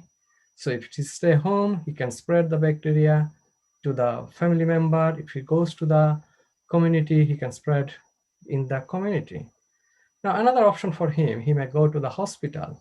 So when he goes to the hospital, this resistant germ can be spread from one person to another person. So from patient to the doctor, patient to the nurse, pharmacist, to health professional. Now, when these health professional people come to their home or go to the community, so it ultimately spread in the community. So this is the one way how antibiotics resistance spread through human. Okay, it can also spread through animal. Right, just think about the antibiotics are given to the animals and the developed resistance. So these are the common poultry. So we are taking every day. Now, the thing is, when they got the resistant bug inside their body, then we cook the meat. So if it is not properly cooked, or if it is not handled properly, then it ultimately come to human being. So another way it can spread. So we normally use the water containing animal feces as fertilizer to grow the crops. Okay, so this fertilizer, that the animal feces contain resistance bug, and when it was used to grow the crop, then the crop grows the drug resistance bacteria, and ultimately when we eat those crop, it comes to us. So ultimately is spread to the human being. So that's the two different way how antibiotic resistance can spread. Right, what's the problem with this antimicrobial resistance? So if you compare the number of people dying due to this catastrophic problem, so currently the number is 700,000. So every year 700,000 people die because of this antimicrobial resistance. Now, if we can't do anything, if we don't do any action, so if we don't develop a new drug, safe drugs, new antibiotics, then what will happen by 2050? So by 2050, the number of people expected to die because of antimicrobial resistance is 10 million. Whereas number of people expected to die by 2050 by cancer is 8.2 million. That means if we can't do anything at the moment, so it will be number one killer by 2050. So that means we scientists need to do something. We need to be very precautious. We need to do like educate the people who are like using the antibiotic without their knowledge, and also we need to develop new antibiotic. Right, what are the factors that accelerate antibiotic resistance? I already talked about how it spread in the hospital, from patient to patient, from patient to the health professional. So from patient to doctor, nurse, and pharmacist. Right. I also talked about how antibiotic can spread through animal. Right. Next one is really problematic. Over prescription of antibiotic. So antibiotics are given for the condition that do not require antibiotics. So for example, if somebody is coughing for a couple of days, so that shouldn't need antibiotic. So what happened? Sometimes if you are coughing, if you go to the doctor, then if you are given antibiotic, then that will be considered as a part of misuse of antibiotics, so over prescription. Sometimes antibiotics are broad spectrum antibiotics are given for the condition which could be managed with narrow spectrum antibiotic. For example, somebody is suffering from an infection which is due to gram-positive bacteria. So you need an antibiotic which will kill gram-positive bacteria. You don't need a broad spectrum antibiotic. So the doctors need to be very careful when they are prescribing antibiotic. Another problem is self-medication. So that's the problem in developing countries. So, I mean, if you are looking at countries like UK or USA, the patient don't have access to antibiotic. But in developing countries, I know what's happening in Bangladesh. So if you go to the pharmacy, you can buy antibiotic. Now, what happened with this self-medication when you buy antibiotic, but you are not completing your course. So if somebody start taking antibiotic, they have to complete their course. So they are taking antibiotic, started, and after a couple of days, they think, okay, I'm fine, I don't need to take any more antibiotic. So that's how this self-medication also contribute to accelerate antibiotic resistance. Another problem is antibiotic trafficking. So as the antibiotics are not available in developed countries without prescription, so when these people travel to developing countries, sometimes they bring antibiotic with them. So that's how it also accelerated antibiotic resistance. Right, so this is about the background information about the antibiotic resistance. Now I'll be talking about something about traditional medicine. So that's our main focus. I think this is the main focus of your conference as well, phytopharmaceuticals. Right, what's the impact of this traditional medicine? In some Asian and African countries, up to 80% people still depend on traditional medicine for their primary health care. In Africa, if you go Africa, still you'll find so many people are using herb for the treatment of malaria, okay? In China, so traditional Chinese medicine is very famous. Even if you look at the total medicine consumption in China, so 1/3 to 50% comes from traditional Chinese medicine. And India, you all know about the impact of traditional medicine. Ayurvedic medicine is very popular in India. And based on that, I think Indian government make a very good decision. In 2014, Indian government started the Ministry of Ayush, which has been separated from, I think, from Ministry of Health. So just to control Ayurveda, Unani, and homeopathic, I think, Shida as well, I think. Right, so far, so many compounds has been isolated from medicinal plant, and 7,000 compounds which are used in modern medicine now, those are derived from medicinal plants. So now you can see the impact of medicinal plant. Right, the global market for herbal medicine currently is over 60 billion US dollar, and this is increasing every year. So that means we need to focus on more medicinal plant for the discovery of new medicine. Right, I think I don't need to talk about this thing. So Ayurveda is very famous in Indian subcontinent. but whenever I make a presentation, I try to highlight these 4 plants. Okay, there are so many other plants, but if you think about garlic, so we are taking this garlic every day, and this is really, really very useful. So for the treatment of high cholesterol level, high lipid level, so garlic is really, really useful. Tulsi, so this is another very good plant. I think Tulsi is available in every house in India. And this Tulsi leaf, I think you know better than me. So this is like really useful for the treatment of cough, particularly for the children. If you just take a couple of leaves from Tulsi tree and then grind it and mix with honey and give it to the children, it's really, really work very nicely. So neem is another very important plant, and you all know about neem. It's like very useful for the treatment of skin disease. Aloe vera or Gritokumari, this is another very useful plant which are used for the treatment of ophthalmic disorder. This is simply 4 examples. I think in India there are more than 5,000 plants which are really, really very useful, and there are lots of research going on so far I know, because I got like good collaboration with India in phytochemistry. So I know it's like very useful place where you can get lots of plant, you can work on those plant, you can focus on the quality control of herbal medicine as well. Right.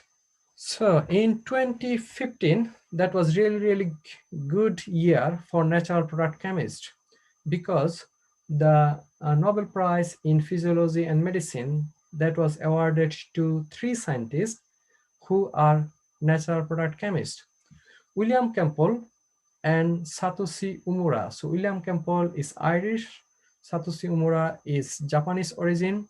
So these 2 scientists shared 50% of Nobel Prize for medicine in 2015 for their discovery of ivermectin from streptomyces.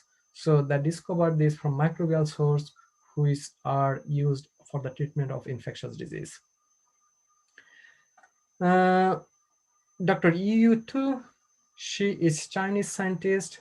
She discovered artemisinin a long time ago, and for her discovery, for the treatment of malaria, and for her discovery, she was recognized in 2015, and she got 50% of Nobel Prize in medicine in 2015. Right, as I mentioned about UU2, so this plant, Artemisia annua, this has been used in China for thousands of years for the treatment of malaria. And I think it's more than 50 or 55 years ago, UU2, when she was very young, she was thinking, okay, what are the compound is responsible for the treatment of malaria?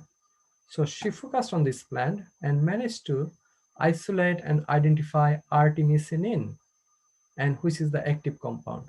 So being phytochemist, we are focusing on medicinal plant like Artemisia annua for the discovery of drug like artemisinin. So this is not only one example. There are lots of examples. You know about paclitaxel, 10-deacetyl, bacatin 3, vincristine, vinblastin. So these are well-known anti-cancer drug.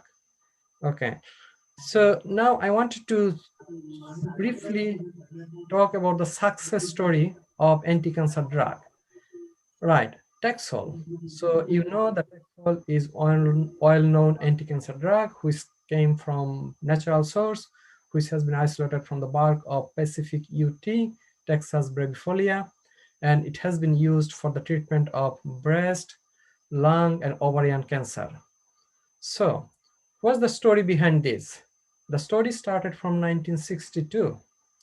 So Department of Agriculture in USA, they collected Pacific use bark in 1962. And 1964, Dr. Wall and Dr. Wani. So Dr. Wani is this guy, and he is originally from India. I think he did his PhD from India, then he moved to USA, sometime early 60s, and he was doing postdoc that time, and they extracted this bark, and then they found it shows very nice activity, very nice cytotoxicity. Okay, then that means they need to focus on the plant for the isolation of compound. In 1965, so they found, so they have to collect additional plant because they need to focus for the isolation and identification of compound. So they collected additional plant, which take a couple of years to isolate and identify the compound, which is paclitaxel. Then in 1977, NCI confirmed the anti-tumor activity of paclitaxel in animal model. So in mouse melanoma B16 model. And then they managed to find out how it works. So now they know this is really working. This is showing very nice activity. That means we need to get more Taxol. But the problem is it comes from a plant. And when you isolate a compound from a plant, for example, you are starting extracting 500 gram of the plant material, then you may end up 10 or 20 milligram of your active compound. Then what can you do that? So it's really a problem. And there was really problem to synthesize Taxol as well. So that slowing down the process of clinical development of paclitaxel. It shows effectiveness against mammary tumor, ovarian cancer. So that means it encourages scientists, okay, we need large quantities of this material. Then the scientists focused on other species of Texas baccata, and from this plant they got a compound which is called 10-deacetyl baccatin 3. So this is precursor for the synthesis of paclitaxel. So you can, when you compare these two compound, so this compound and this compound, if you compare here, is more or less same, this part. Okay, so so it's a simple conversion by simple reaction. This hydroxyl group, when you introduce these analog here, then you got paclitaxel. So that's how they increase the amount of paclitaxel, because the plant Texas baccata was grown in almost every garden, so it was available in every house. So that's how they managed to isolate more of this compound and then convert it to this compound. Right, in 94, so the clinical trial started, phase 1, and this is going on and on. And finally, in 1994, FDA approved it for the treatment of breast cancer. And in 2000, it became the best-selling cancer drug with a total income of $1.6 billion. Right. Now you just think about, it started in 1962, and in 1994, FDA approved this one. So it took more than 30 years. So when you are looking at natural source for the discovery of drug, it's not straightforward. You can't get it done within a year. So it really takes a long time. Right. How do you proceed for the drug discovery from natural source? So first of all, you need to select the plant. For example, when you are talking about Texas, or when you are talking about artemisinin, so you too selected Artemisia annona because it was used for the treatment of malaria. So based on the traditional use, you can select plant. So next step is really important. You need to properly identify the plant. So if something wrong with the identification, so whatever you got, everything will be wrong, or everything will go totally different direction. So that's why the plant need to be identified by a botanist or taxonomist. Right. So next step is the extraction. For the extraction, different people use different approach.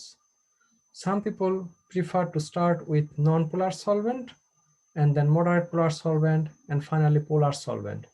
But some people prefer to extract simply with methanol, ethanol, and then do like liquid-liquid fractionation or solvent-solvent fractionation. Right, if you're looking at microbial source, I'm talking about microbial source because microbial source, this is also a natural source, and there are lots of antibiotic came from the microbial source. Okay, so you start extraction on the microbial fermented broth, and then you normally extract with, say, organic solvent, and then focus on that particular extract for the isolation and identification of the compound. So next step is really, really good, very important steps. So step by step, you have to isolate the compound. So you can use different chromatographic technique, starting from the TLC, HPLC, UPLC, LCMS, GCMS. There are lots of techniques. For the identification, so most important spectroscopic technique for the identification is NMR. So when you use combination of 1D and 2D NMR, so then you'll be able to manage to confirm the structure. But also you need to do mass spectroscopy to confirm the molecular weight of the compound. Right, as I mentioned, when you focus on plant, you always get very small amount of compound. So that's why you need to think about total synthesis of the active natural product. Okay, it's not only you are focusing on the active compound, at the same time you can make its analog. So just introduce some derivative, and then you can make lots of analogs, and then you can fit into structure activity relationships. And then finally, preclinical and clinical trial. So altogether, it will take long time. So normally the pharmaceutical company, they think about for the discovery of a drug, new drug, it takes 15 to 20 years. It needs $1 billion investment, something like this. Right, now I will go through some of my compound I isolated different time. Right, Faronia limonia. So this is a very common plant. This is available, I think, almost every house in India as well. So this plant is used traditionally for the treatment of indigestion, also for the bowel infection, and it can be used as a jelly. This fruit is really, really tasty. You can make a very nice juice from this fruit. Right, from this plant, I managed to isolate so many different types of compound, some alkaloids, lignin, lots of flavonoids, terpene, coumarins, and steroid type. And this was, I mean, when I isolated it, was the new compound, new flavonoid, and it shows some activity in between MIC in between 25 to 100 microgram per ml. So against gram positive and gram negative bacteria. Muraya Koengi. So this is another good plant. So again, this plant also I collected from Bangladesh. So this is used for the treatment of diarrhea, dysentery in Bangladesh, also for the insect bite. It is given as a stimulant, also for analgesic. There are lots of, when I started working on this plant, there were almost 50 papers published. So is it worth working on that plant? Sometimes it is. So, I mean, when I worked on this plant, I managed to isolate more than 15 compounds from this plant, including 2 new compounds. So this compound is a very simple compound, benzoisofuranon, and this is coumarin, the carbazole. So there are lots of carbazole alkaloid which has been reported from this plant, but I got a dimeric carbazole from this plant. Again, the MIC of this compound was in the range of 3.13 to 100 microgram per ml. So this plant, this belongs to legume family, Ureria picta. Again, this plant I collected from Bangladesh. Traditionally, it used an antidote for the venom of the snake, also used for the treatment of diarrhea, dysentery, and gonorrhea. From this plant, I mostly got mostly isolated isoflavonoid, isoflavone, and isoflavanon. These are isoflavanon, so these are the new isoflavanon are isolated from this plant. I also isolated some terpene and steroid. The MIC I found against gram-positive and gram-positive bacteria, it was in between 12.5 to 200 microgram per ml. Flamingia paniculata. So this is another plant I collected from Bangladesh. Again, traditionally is used for the treatment of epilepsy, hysteria, and vermifuge. And from this plant, again, it gave lots of isoflavone and isoflavonon. It gave some simple phenolic compound and also terpenes. So these are isoflavone and isoflavonon. Number one, if you look at very carefully, this is very simple phenolic compound. And this compound, when I isolated, it was new. And if you look at the chemical structure of this compound, this looks very similar to aspirin. So then Strathclyde, I did my PhD from the University of Strathclyde. So this is what I isolated. I isolated when I was doing my PhD. After finishing my PhD, then my supervisor thought, okay, because the structural similarity of this compound with aspirin, maybe it may have some anti-inflammatory activity. And they got very nice anti-inflammatory activity. And based on this compound, Strathclyde Drug Discovery Group, they applied for a funding and they managed to get like more than £500,000. But the natural product part of that grant was based on this simple compound. Right, Commiphora molmol. So this is another common plant. I think this is grown mostly in Africa. I think also in Indian subcontinent. From this plant, I got some terpene type compound, so sesquiterpene and diterpene, and this compound shows very nice MIC, 4 microgram per ml against one MRSA strain. So this is an MRSA strain.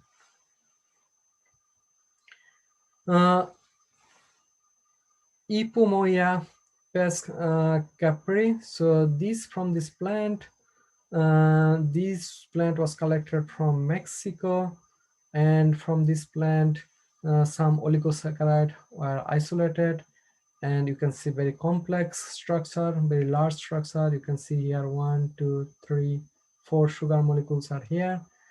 And this compound shows very nice activity against MRSA strain, and also it shows it act as a efflux pump inhibitor. Hypericum olympicum. So this plant we collected from the Kew Botanical Garden from UK, from London. This plant, when I was doing my postdoc at the UCL School of Pharmacy, I was supervising one PhD student that time, and she managed to isolate 5 new acyl fluoroglucinol from this plant. And the MIC of this plant was really good, 0.5 to 1 microgram per ml. Right. So as I mentioned, from natural product, when you are working on the plant, you got like 5 to 20 microgram of compound, where you are extracting around 500 gram of plant material. So as it shows very nice activity, so MIC was really, really impressive, 0.5 to 1 microgram per ml. Then we thought, okay, we need to make up this compound. Then we did the total synthesis of this compound, and also we made some analog. So how we did the analog? So we changed this group, and also we changed the side chain from here. based on that, I think around 25 compound has been synthesized. So these are the structure of those compound, and the activity of one compound was slightly better than the natural compound.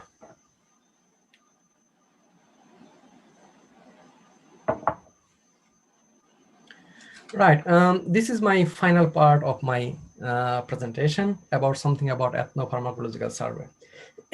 Sorry. So ethnopharmacological survey is also an important step before you wanted to select the plant you wanted to work on.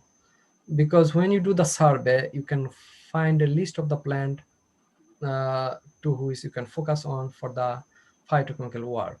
So in 2016, we carried out an ethnopharmacological survey in Bangladesh to find out, to get a list of plant which are traditionally used for the treatment of infection.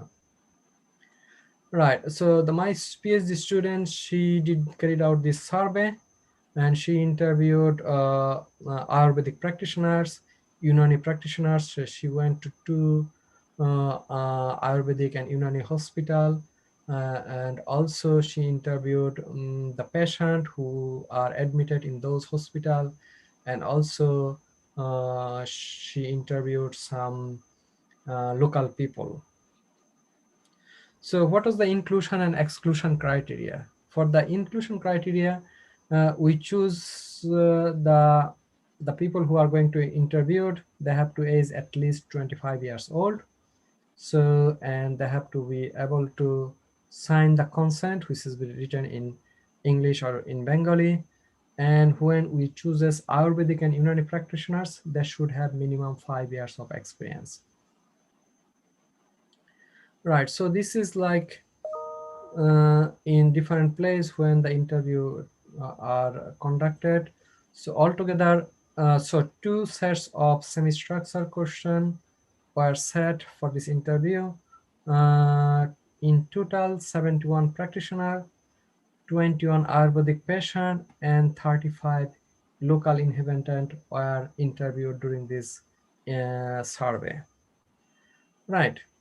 And then we analyze the data using the parameter which are normally suggested by other people who carried out ethnopharmacological survey.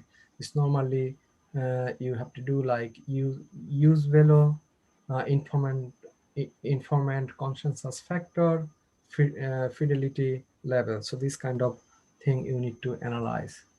Right, so this is some graphical representation of demographic data. For example, when we interviewed, compared the practitioners, how many years experience they have. So more than 13% practitioners, Ayurvedic and Unani practitioners, got 6 to 10 years of experience. When we looked at the education, you can see from here, we interviewed people who don't have any education, and then who got like 8 years of education, 10 years of education, 12 years of education, diploma, bachelor degree, master degree, MPhil, and PhD. I mean, we interviewed 1 people who got PhD. Right, so you can see here, so majority of people got at least bachelor degree. In terms of age, so the majority of people, more than 40% participant was in between 25 to 35 years old. Right. So after interviewing 71 practitioners, 21 patient, and 35 local people, so we come to a list of 79 plants. So these people recommended a total of 79 plants for the treatment of different type of infectious disease. Then based on the data analysis, sorry. So based on the data analysis and the relevant literature survey, we narrow it down to 18 plant.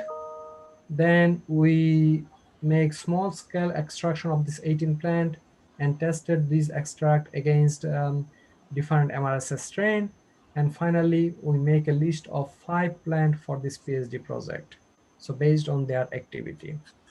And then the student did like intensive phytochemical work on this 5 plant using the usual extraction technique. So I normally use start with non-polar solvent, hexane, and then move to moderate polar like chloroform and dichloromethane, and finally polar solvent like methanol for the extraction.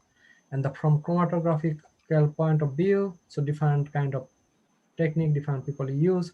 I normally use these techniques. Sometimes I use LCMS, GCMS as well. And for spectroscopy, it's mostly NMR spectroscopy, and both 1D and 2D NMR spectroscopy. Okay. So in the 2D, COSY, NOSY, ASMBC, SSQC, these are really helpful for that complete assignment of a compound. Right, for antimicrobial testing, I use microdilution titer assay, so 96 oil plate. So this is very rapid technique. We use color indicator, MTT, so you can calculate MIC. You can see, for example, for this one, if you start from here, the MIC is here, okay? So we use the growth control and sterility control. And this is really useful when you want to test small quantity of sample. And in phytochemistry, we always end up with small quantity of sample. Right, so these are the compound finally the student managed to isolate from one plant. So, and these are mostly 2-monoterpene, and the rest of the compounds are sesquiterpene. Right, okay, recently I worked on a project which was funded by GCRF for the development of novel antibiotic to tackle antimicrobial resistance.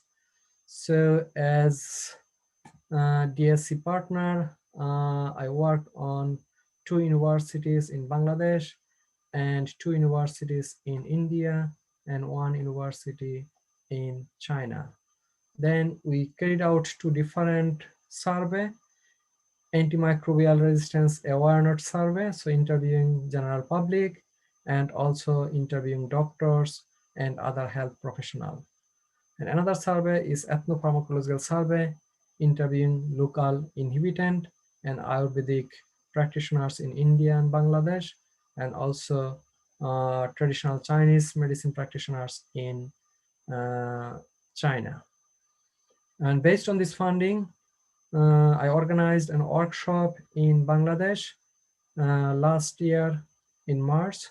So this workshop was on AMR awareness workshop, which taken place in the University of Dhaka. In terms of my collaboration in UK, I closely work with collaborator in UCL, King's College, University of Strathclyde, Liverpool John Moore University, in USA, University of Mississippi, in China, Fudan University and Shandong University. In India, you can see there are lots of universities, and I hope I'll be able to collaborate with these universities as well. In Bangladesh, also there are a couple of universities I collaborate with. Right, so this is my presentation. I hope I am within the time, and if I haven't taken the extra time, and if you got a question, I'm happy to answer any question. Participants, you can ask any question. Madam, I'm having a question. Dr. Shantaram from DCP Bangalore. Okay. Can I ask? Put on your video also. Yeah. में जो है ना, हाँ, वो गलत है, वो बदलना पड़ेगा। हेलो, सर्विस में ना फार्मास्यूटिक्स है ज़्यादा और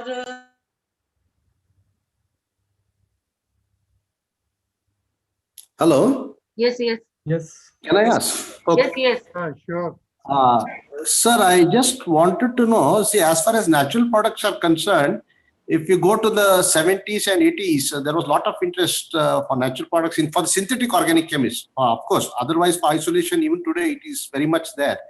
But for the anti-cancer drugs, how much of interest is there in the synthetic chemistry, given the challenges in terms of the stereochemistry, the structural complexity of the molecule in the Western world? I'm more concerned about the how the West is still responding to this, because antimicrobial work as such, the Western countries have not are not so keen, because it is not much of a problem there as yet. Right. Okay. Thank you very much for your question.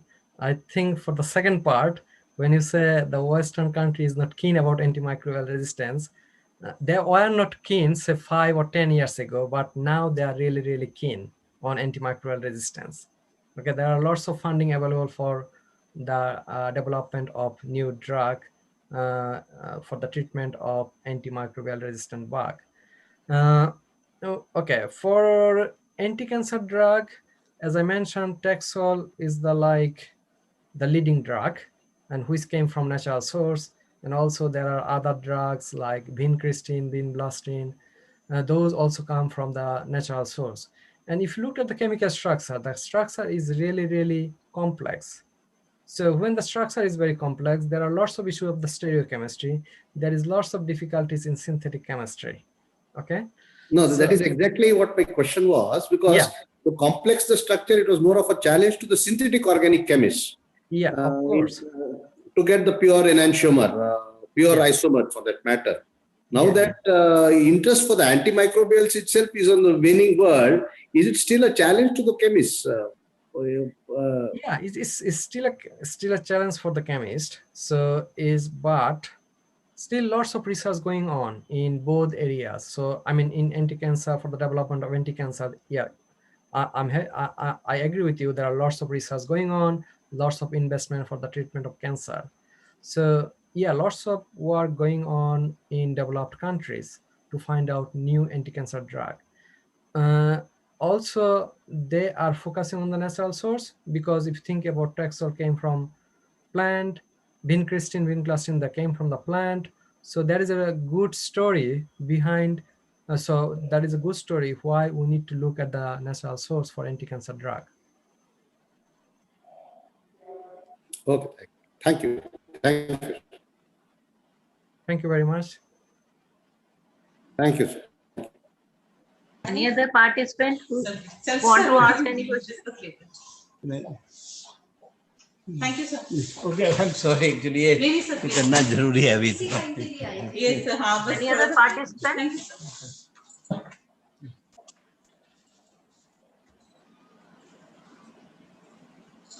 No question.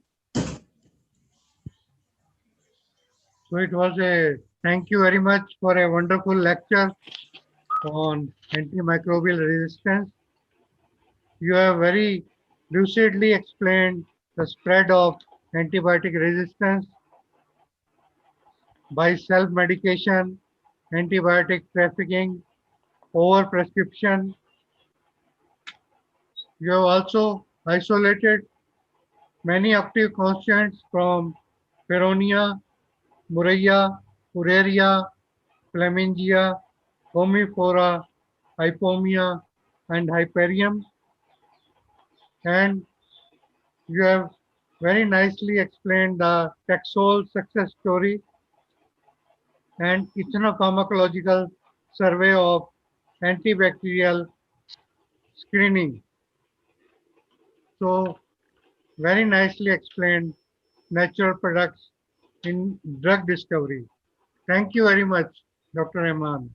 Thank you very much, sir. Thanks for giving me the opportunity to present. I wish that the sixth name in your list of research collaborator will be DIPSAR, our university. Yeah, of course. I'm looking forward for sir, that, and let our all staff member also see that we also take the advantage of this. Yes, thank you. This is something which we many times miss. That fellowships, Commonwealth Fellowship, Fulbright Fellowships. These are the things which will bring glory to us. Thank you.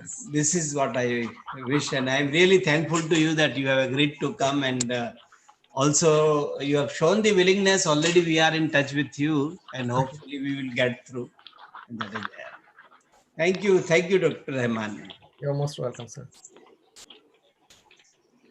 Now I request our Vice Chancellor sir and Pathak sir to felicitate Dr. Rahman with e-certificate.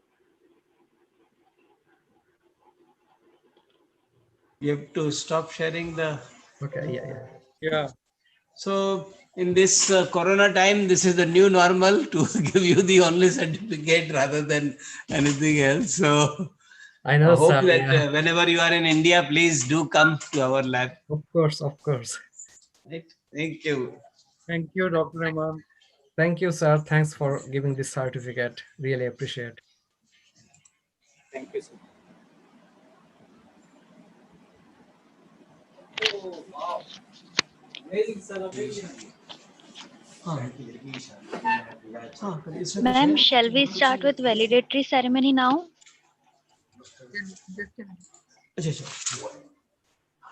Sir, we start valedictory function. Yes, madam. Go ahead. Okay, ठीक है madam.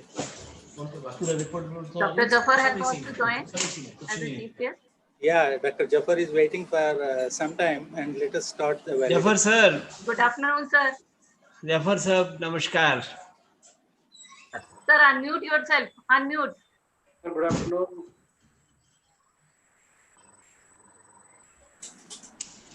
Thank Yeah, you. namaskar sir. Thank you. Namaskar. Yes. So, Jafar sir, namaskar. namaskar, Pathak sir. Ma'am, shall we start? Yes. Yes. A very warm afternoon to our guests, QIP coordinators, faculty members, and delegates. It is a matter of immense pride for me to graciously welcome you all on behalf of the institution for validatory ceremony on this e-platform organized for AICT-sponsored 35th Quality Improvement Program by DIPSAR and DIPSRU. Now, to carry on with our ceremony, I would request Mrs. Manju Vyas, ma'am, AICT sponsored 35th QIP coordinator, to welcome our guest. Ma'am, over to you. Good afternoon, everyone. I would like to extend a warm welcome to all our dignitaries, delegates, and my colleagues. Let's begin today's valedictory function of the 35th online quality improvement program that is entitled 20 Years in Pharmaceutical Education and Research and Emerging Trends in Phytopharmaceuticals. So I would like to welcome today's chief guest of this program, Dr. R. Jafar, ex-professor of Jamia Hamdard University, New Delhi. Guest of honor, Dr. Mukhlesar Rahman from University of East London, UK. Professor Ramesh K. Goel, Vice Chancellor, Delhi Pharmaceutical Sciences and Research University and patron of 35th Quality Improvement Program. And Professor D.P. Pathak, Director DIPSAR and Principal Coordinator of this program. I welcome you all. So this program started on 9th of October with the inauguration in the presence of our Professor Shailendra Shroff, Vice President of Pharmacy Council of India, as a chief guest. And today we have come to the end of this 6 days long program. And the number of participants, 68 participants, participated in this program from different parts of India.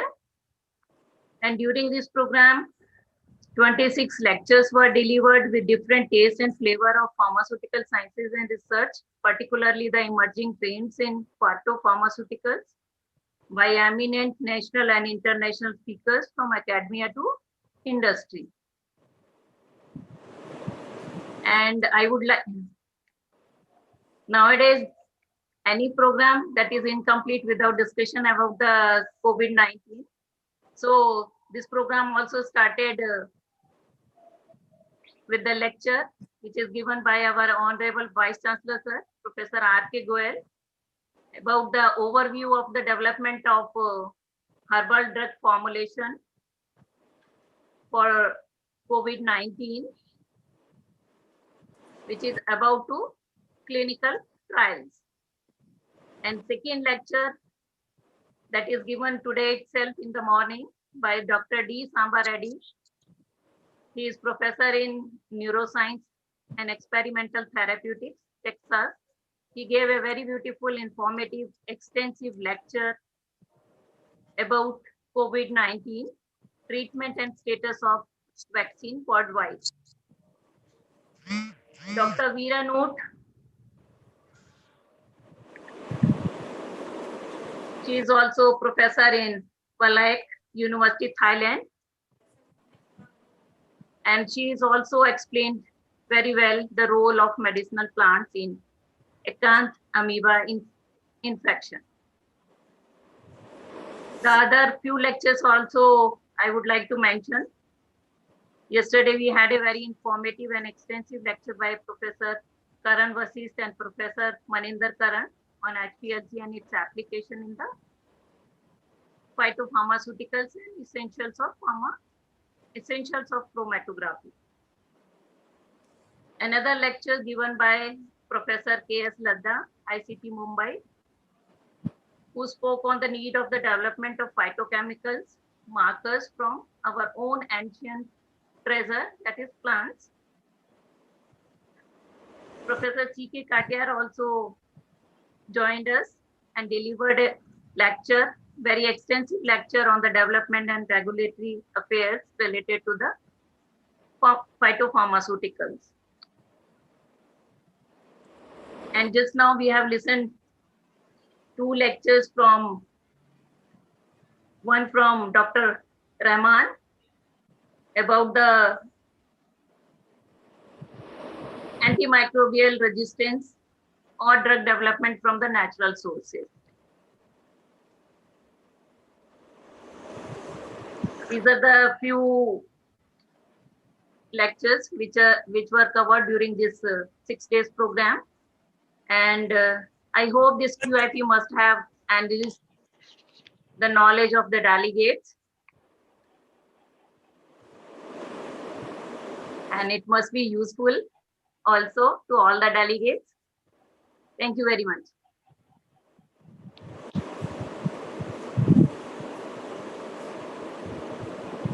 Now, I would like to request Professor D.P. Pathak Sir, Principal QIP Coordinator, to address delegates. Very good afternoon. Professor R. Jafar, my revered Guru, chief guest of this evening, Dr. Rahman, the guest of honor, Honorable Vice Chancellor, Professor Goyal,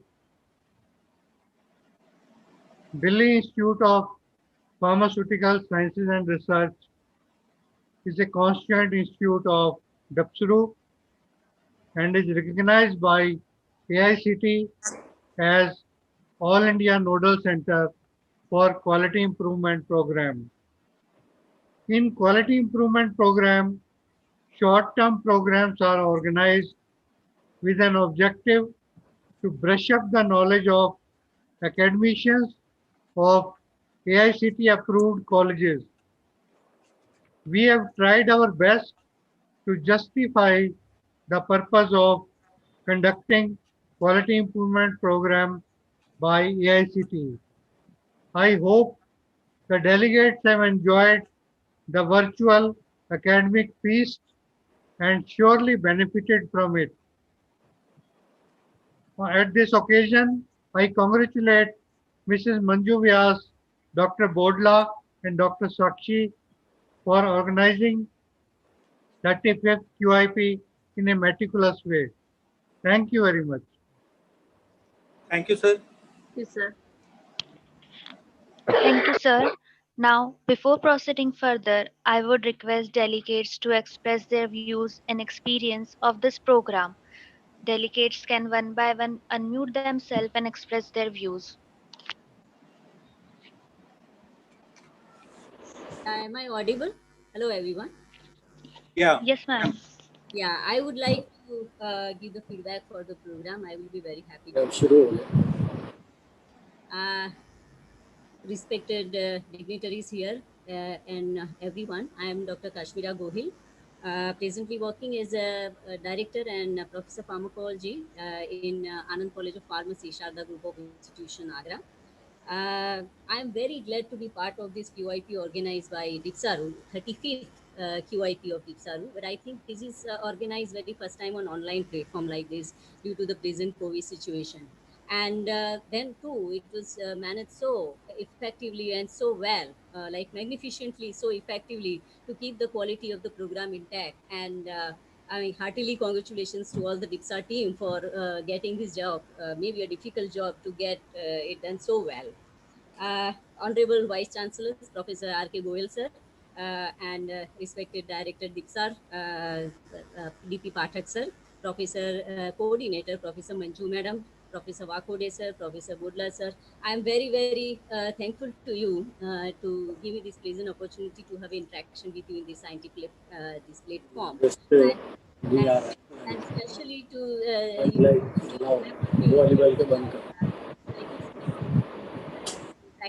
in the science platform.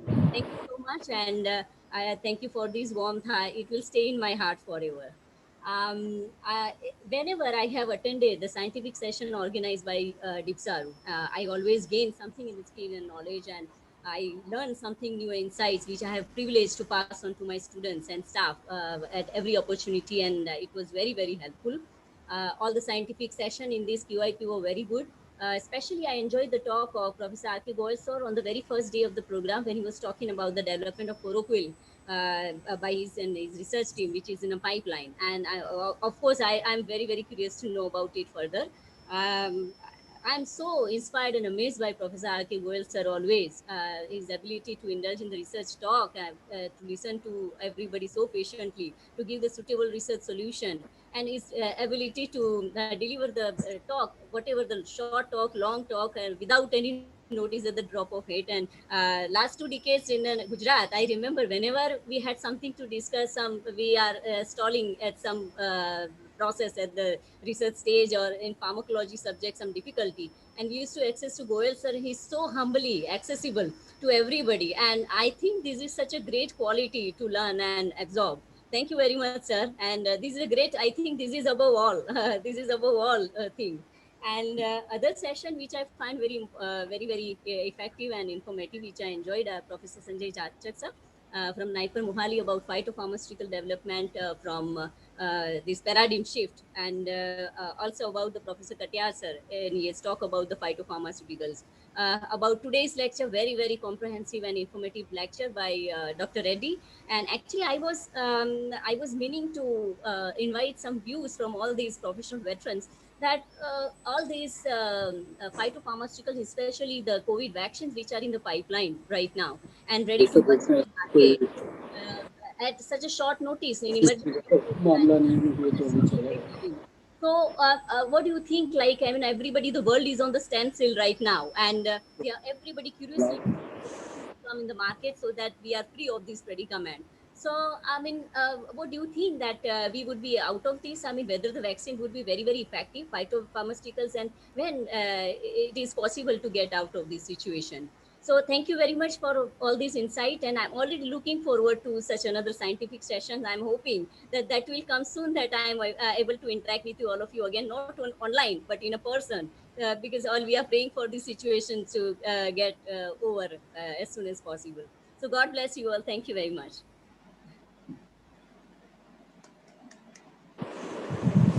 Dr. Kashmira wanted in the very second 17 or 18 she wrote that she want to come. Somehow she missed out that, and I'm happy that she after 3 years she is here. But you are always welcome. वो बोलते हैं कि मेहरबानी आपकी जो बुलाया इस वक्त, मैं कोई गुजरा वक्त नहीं जो फिर से आ ना सकूं. Let it be like that.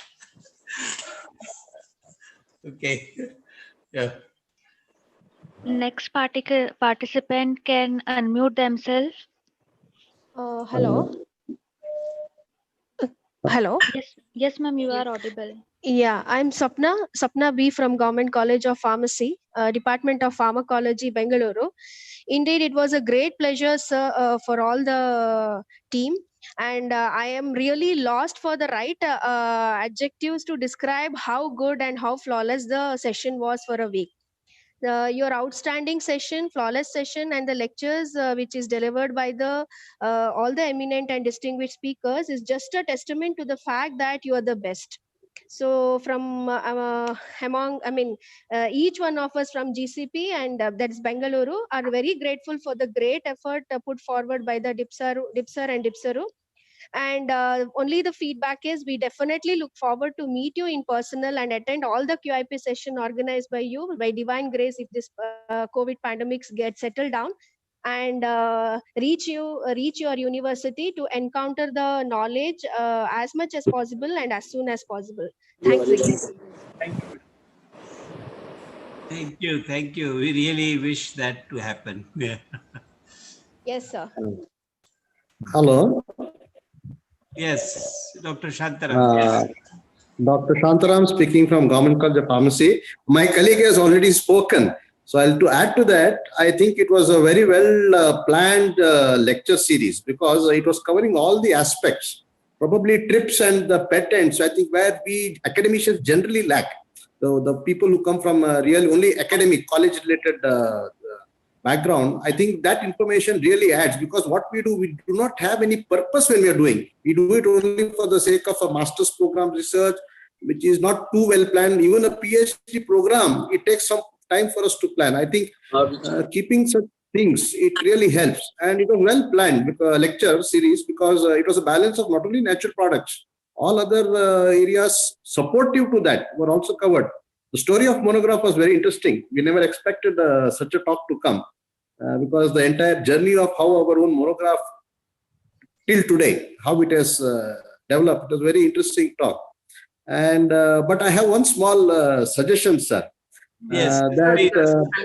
Though the schedules were very perfectly timed, I think it would be nice if a 10 minutes break between 5 or 10 minutes officially given from your end, it would help, because we are also involved in certain other administrative works. We do get calls. We at least need some time to go get back to them without disconnecting the program as such. So of course, when it is online, we do have some flexibility, but that is one small request I would do from. No, this is actually, I was also feeling a lot many times. And this is probably the new normal. Had it been the offline session, you always get some breaks in between. And somehow it has gone, people might have thought that, okay, how many people will be attentive or like that. But this itself speaks that this is the 4th in a row. So almost 28th day, I can say, that I'm seeing. The participants are, even if there is any break, nobody is going in between. I mean, almost like lunch also, they are hardly getting half an hour. And when we see that how many participants are present, practically all are present both the time. I mean, this is what, and then interactions indicate that they are quite attentive. So this is something, a rare thing which has happened. So we will definitely take into consideration. There are little problems in between, but I think maybe that question hour session can be introduced or something like that, or something, a video can be played in between. This may be the only option available. For 5 minutes some video is done, so cultural program, some break in between. Thank you. We have to think. I mean, because one more thing, sir. Solving number of things, but number of rethinking also has to be done. So, yeah. We will take care next time, sir. This was my first QIP session. So it was very informative. I thank you and congratulate the team. Thank you. This wonderful experience that I've had. As my colleague has said, we look forward to meet you officially. Though last year I had come once and had a look at the campus, but we look forward to meet you in an official capacity when you invite us next for offline, not online, offline. Thank you. Thank you, sir. Dr. Manju, Nagarajan is now online. He was actually disconnected by the system. Okay, we can facilitate. Or he can be a part of this program also. So I feel extremely sorry from my side because it was not able to connect in a timely manner. anyhow, I completed the session. I thought to show the particular portfolio of the practical session. That time it was getting struck up. So if any questions are there from anybody, I am ready to wish to answer the questions as such. There is no problem from my side now. Thank you, ma'am. Right, sir. Thank you, sir. We will approach you for anything by mail and this particular thing. Let us facilitate Dr. Nagarajan with the e-certificate. Very nice lecture from Nagarajan, sir. Thank you, sir. Thank you, sir. Thank you. It was a very nice and then informative session on the drug discovery methodologies. And in fact, we would like to love you to come to our institution and deliver. Thank you, sir. This is our e-certificate for you. Professor Nagarajan? Yes, sir. Thank you, sir. Thank you very much, sir. You have explained the complex things in a very simplified way. Yes. That's the property of a real teacher. Thank you, sir. Thank you very much. Yeah. In fact, sir, I thought to share that practicals also, but it was anyhow due to connectivity issues. Sir, we will be learning through online from you. Yeah. Sure, sir. Sure, sir. Sure. Thank you, sir. Same again for our PG PhDs. Sir? Thank you. Thank you, sir. Hello, sir. Yes. Sir, I would like to have email ID of Dr. Nagarajan, sir. Yeah, we will Professor provide it. Yeah, we will provide. Yes, sir. Thank you. Thank you so much. Any other speaker who would like to give their feedback and suggestion? Good evening, everyone. Myself, Is my voice Vinesh. audible to all? Okay. Hello, can I speak? Yes, yes. You are audible. Yes, ma'am. Yes, ma'am, you are audible. Hello. I would like to share my feedback for the QIP. I am Vinesh and I work as assistant professor at Janta College of Pharmacy, Butana. And this was a really well organized QIP. And I gained a lot of useful information from all the lectures. And I was amazed by the diversity of the speakers and vivid variety of the topics. Almost every current topic that was required to be covered was covered under this QIP. And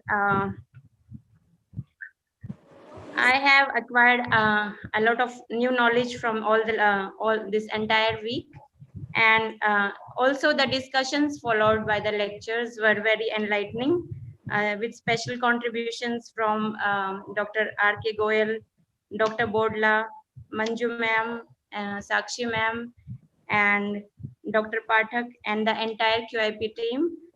And it was really an enriching experience. And I look forward to such more QIPs in future. Thank you very much, Team QIP. Thank you.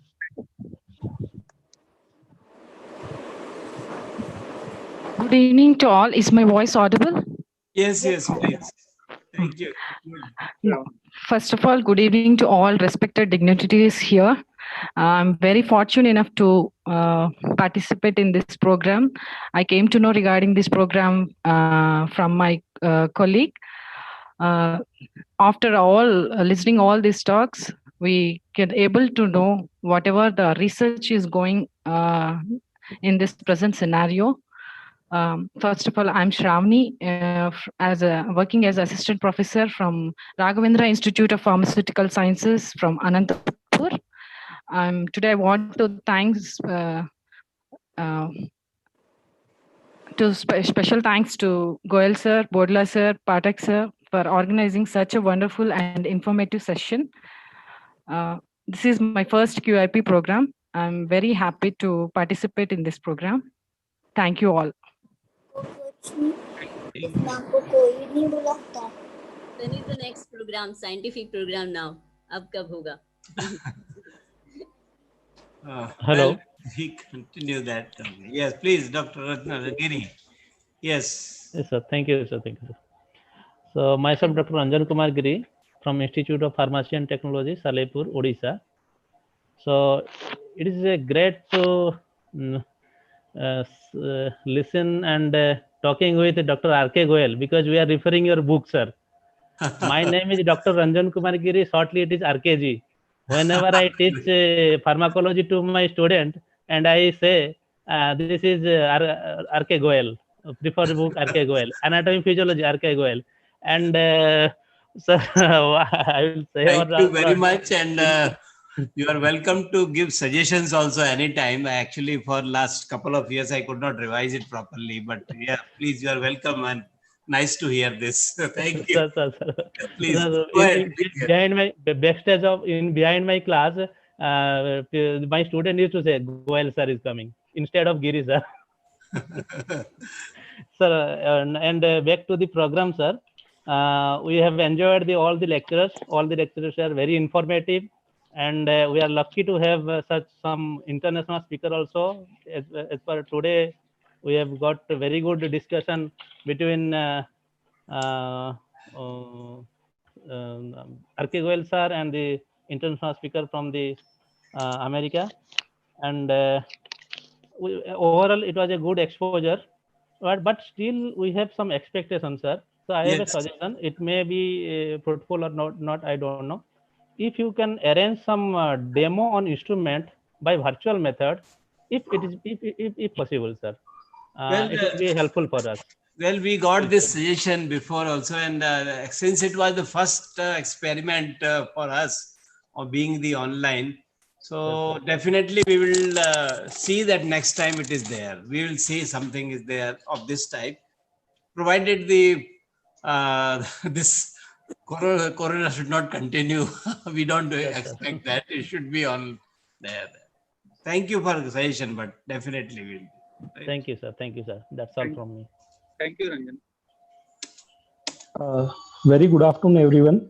Myself, Dayanand Kannur from Indira College of Pharmacy, Pune. Goel sir, we have been really blessed by you because you have visited our campus quite a few years back, but I still remember you addressing us. And again, during this past 1 week, it was a great opportunity to learn from all the great souls. And it was a thorough discussion on all the aspects related to phytopharmaceuticals.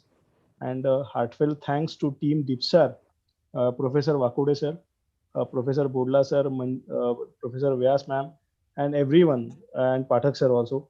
It was a very nice experience. We had a thorough discussion on so many aspects, and really heartfelt thanks. And I would rather say thanks to COVID, because it would have been very difficult to attend in person. But due to this online thing, it was very easy for us to enroll and get the knowledge. Thank you, one. Thanks a lot. Thank you.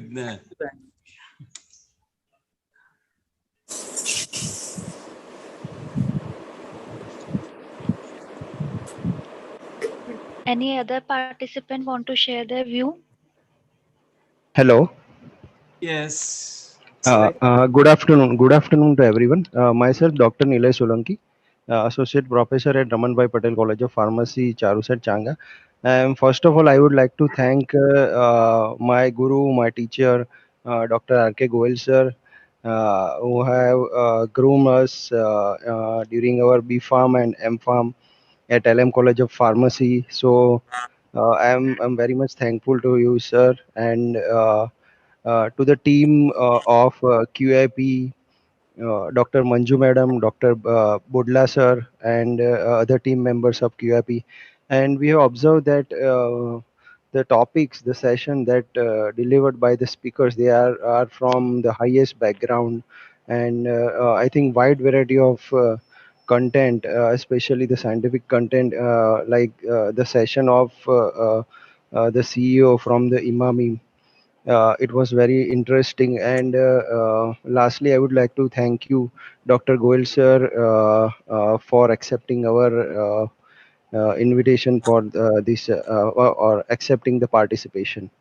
Actually, Thank you very much. we are thankful that you came forward to attend, because that is the success of the program. Yes. Actually, Without sir, it is not a success. at the very last time, I think I have submitted my registration form on the same day, and you have replied me on the within an hour only. So I'm very much thankful to you, sir, Dr. R.K. Goel sir, and the team QIP. Thank you, sir. Since it is online, we could able to accept your registration very immediately. Yes. Thank you very much, sir, Dr. Bodla sir. Thank you.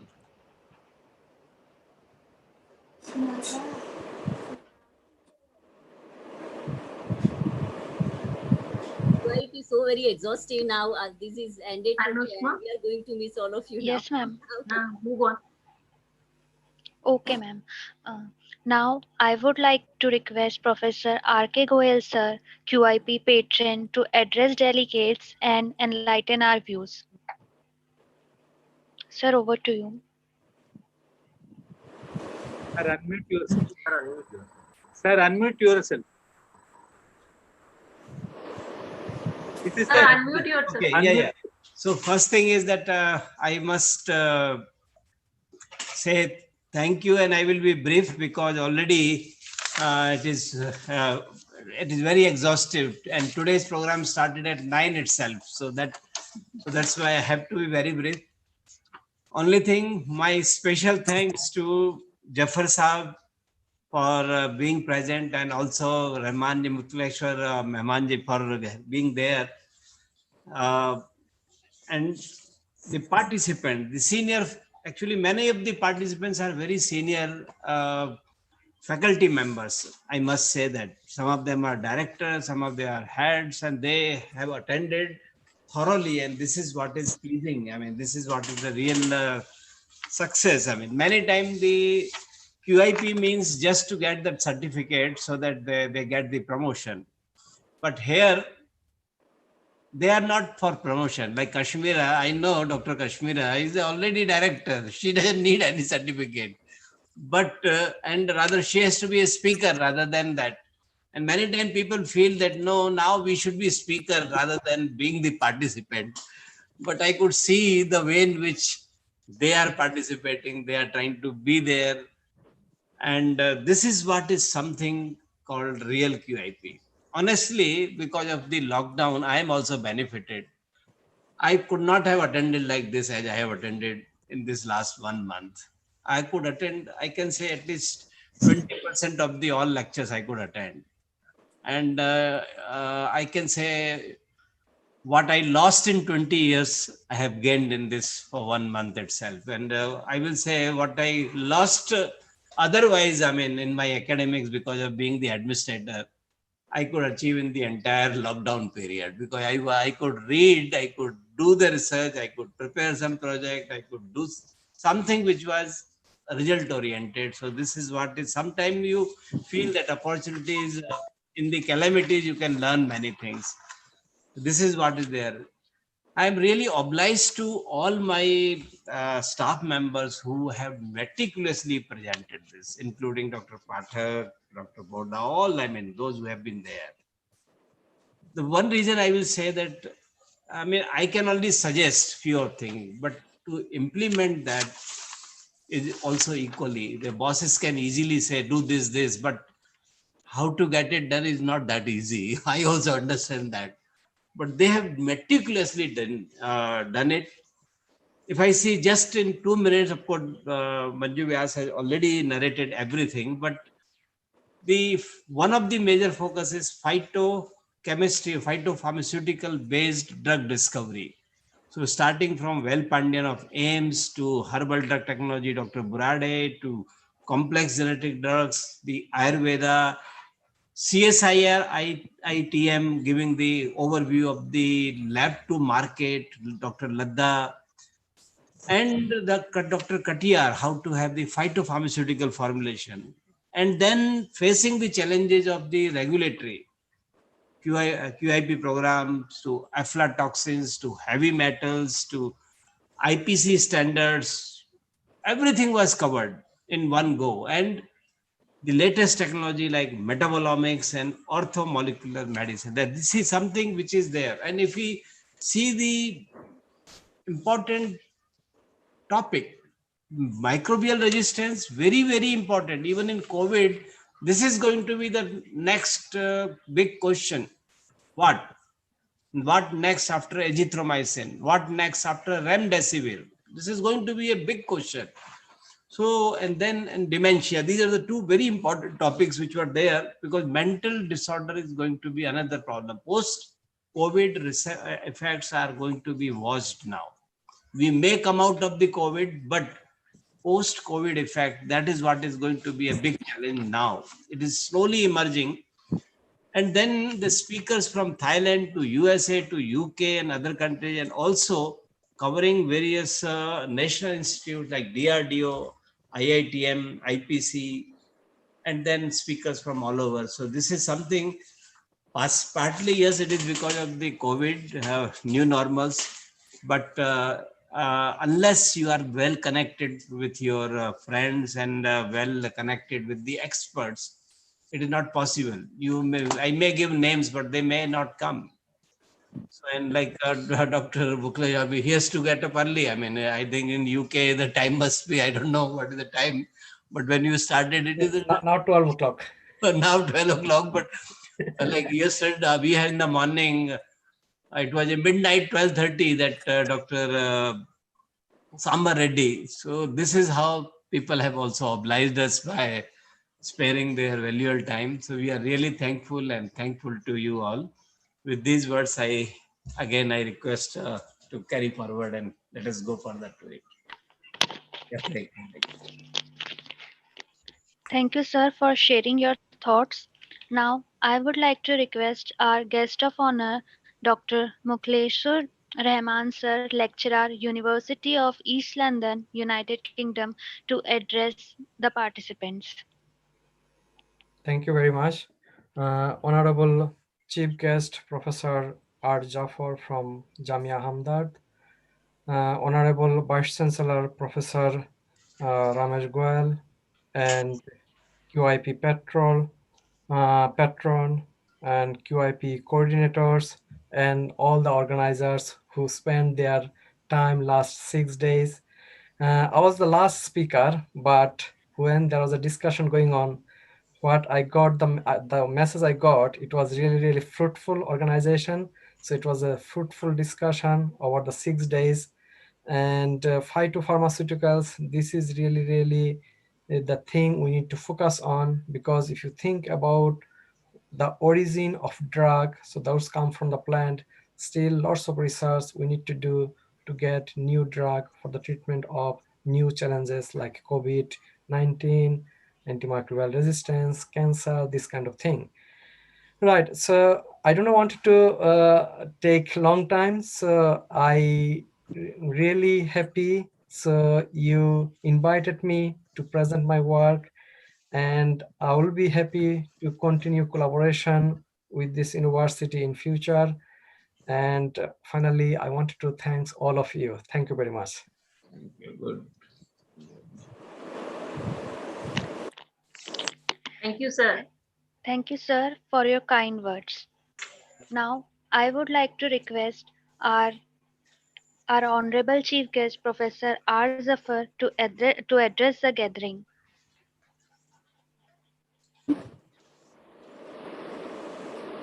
Zafar, sir, over to you. Okay, thank you. Respected Vice Chancellor, the Director, DIPSAR, the organizing committee members, and other faculty members, and also the participant in this program, which is conducted by DIPSAR under the assistance of AICT. As you are already aware that the program, this kind of program, is being conducted for the teachers to increase their quality of teaching in the universities and the colleges where they are working. And I remember when I was also a member of the education board of AICT, when for the first time this concept came as what we can do to help the teachers so that they can increase their capabilities as teachers. And the important thing which came to our discussion was that there should be a regular session for, or at least for every year, for teachers for 1 week or 2 weeks to acquaint them with the latest development in their field. And that is why the concept of this QIP program came, and people started doing this, or rather AICTA recognized some of the institutions and provided them the facility to conduct this type of program. As it's a matter of technical education, the pharmacy comes under also the same criteria, and we all have to have the good teachers. That is what is very, very important. I have been in the teaching for last 37 years, and now I'm retired, but I have been a teacher for 37 years. And what I think is that, because most of the participants here are mainly the teachers, I would like to give or share some of my experiences as a teacher and how they can become a good teacher. Because unless and until you become a good teacher, you cannot fulfill your duties. When you are appointed as a lecturer or when you are a teacher, you have to come in contact and train and give knowledge to your students. And the first thing which I have noted, which of course many of the participants are, as the Vice Chancellor told, that are the senior teachers at this time, and they must be aware of what I'm talking about, or whatever skill that is required for being a good teacher. The important thing which I could see is that the students are being very much attracted to the teachers who are very good communicators. That is what is very important for a teacher, to be a good communicator. How do you express your lectures with good vocabulary, and the terms which are being the part of that topic which you are teaching is very important, and a teacher has to understand very thoroughly the basic terms in each and every chapter which they teach. And then of course the skill to communicate should be there with fluent language and the vocabulary which is required. The other thing is about the listening. Of course, the teacher speaks in the class, but it is also very important that a good teacher also listens what the students have difficulties, what they want, and how they are being, they can understand the things very easily. The questions which is being asked by the students must be taken care of. Every teacher should see that there should be in every lecture, there should be a period of 4 or 5 minutes or 10 minutes that when you have delivered the lectures, the student may be asked to ask the question and clear their difficulty or the concept which they have not understood. That is also very, very important. So that is what is the listening part on the part of the teacher itself. Then the third thing is about the planning and organizing the skill. This is also very important. You say that you are a good speaker, you can deliver the lectures and other things. But how do you organize, not only organize, but also the plan the topics and the way you have to deliver it, what are the methodologies which you are going to use or technologies you are going to use to teach to the student. And when you have to organize the things, then you have also to see how the syllabus has to be covered and all those things which is related to the curriculum and the completion of course. That is what is also very, very important. Otherwise, if you do not plan and organize your teaching, then at the end, when the session is ending or the term is ending, and now because of the semester system where you have less time, you maybe you will see that the courses are not being completed, and then you have to hurry and then finish up the courses, which is not very much desirable.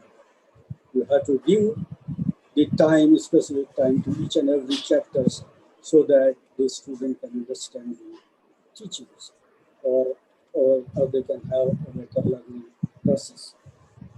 Then another very important thing which is there is about the patience. The teacher should be very patient while dealing with the students. And this is also because I have personal experience, because I was also a dean of student welfare in my university. And every day many students were coming with their problems and other things. And I have to see that their difficulties are solved and they are being but sometimes some of them were very also irritating and other things, and I have to control myself sometimes. And sometimes because I'm also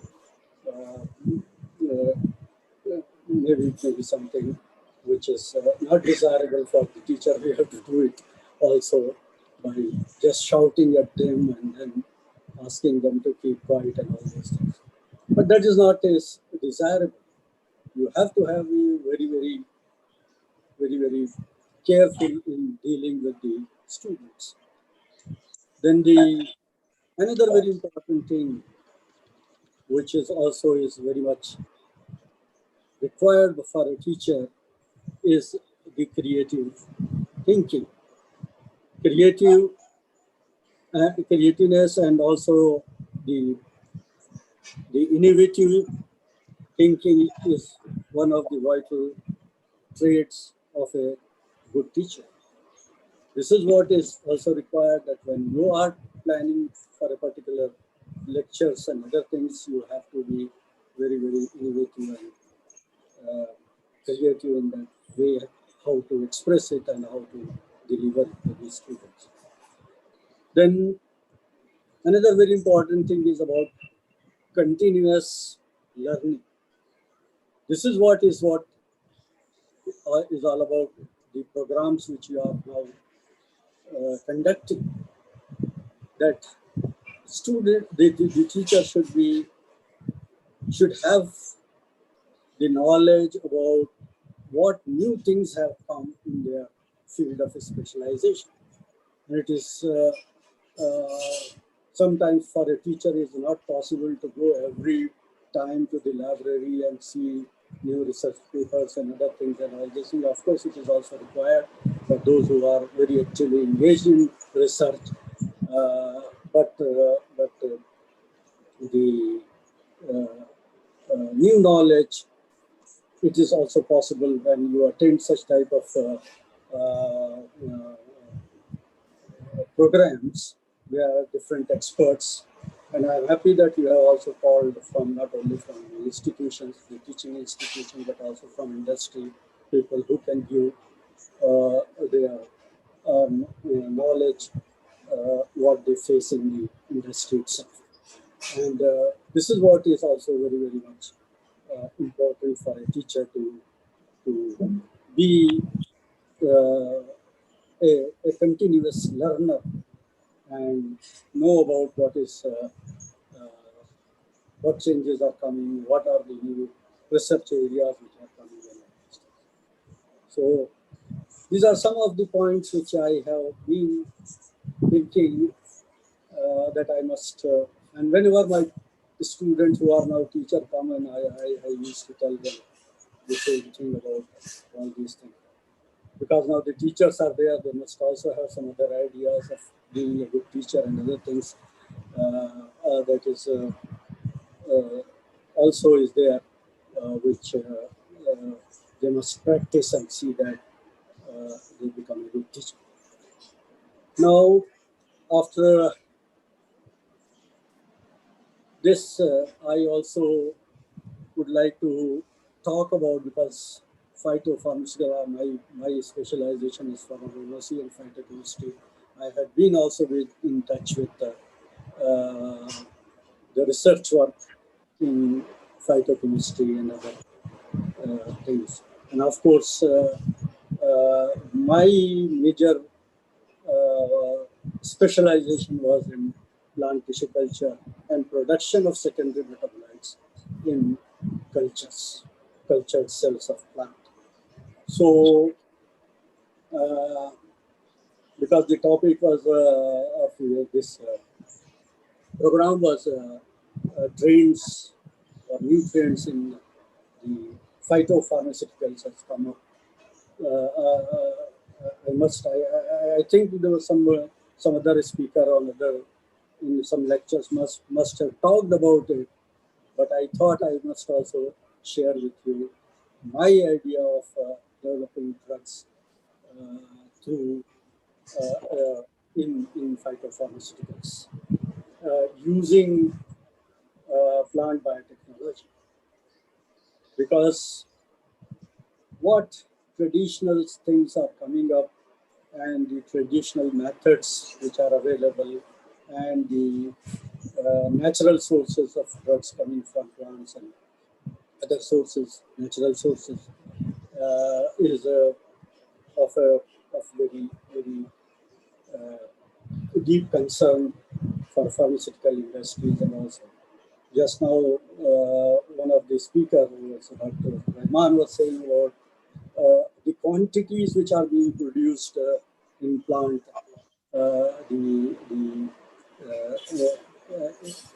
the plants, which is very much is a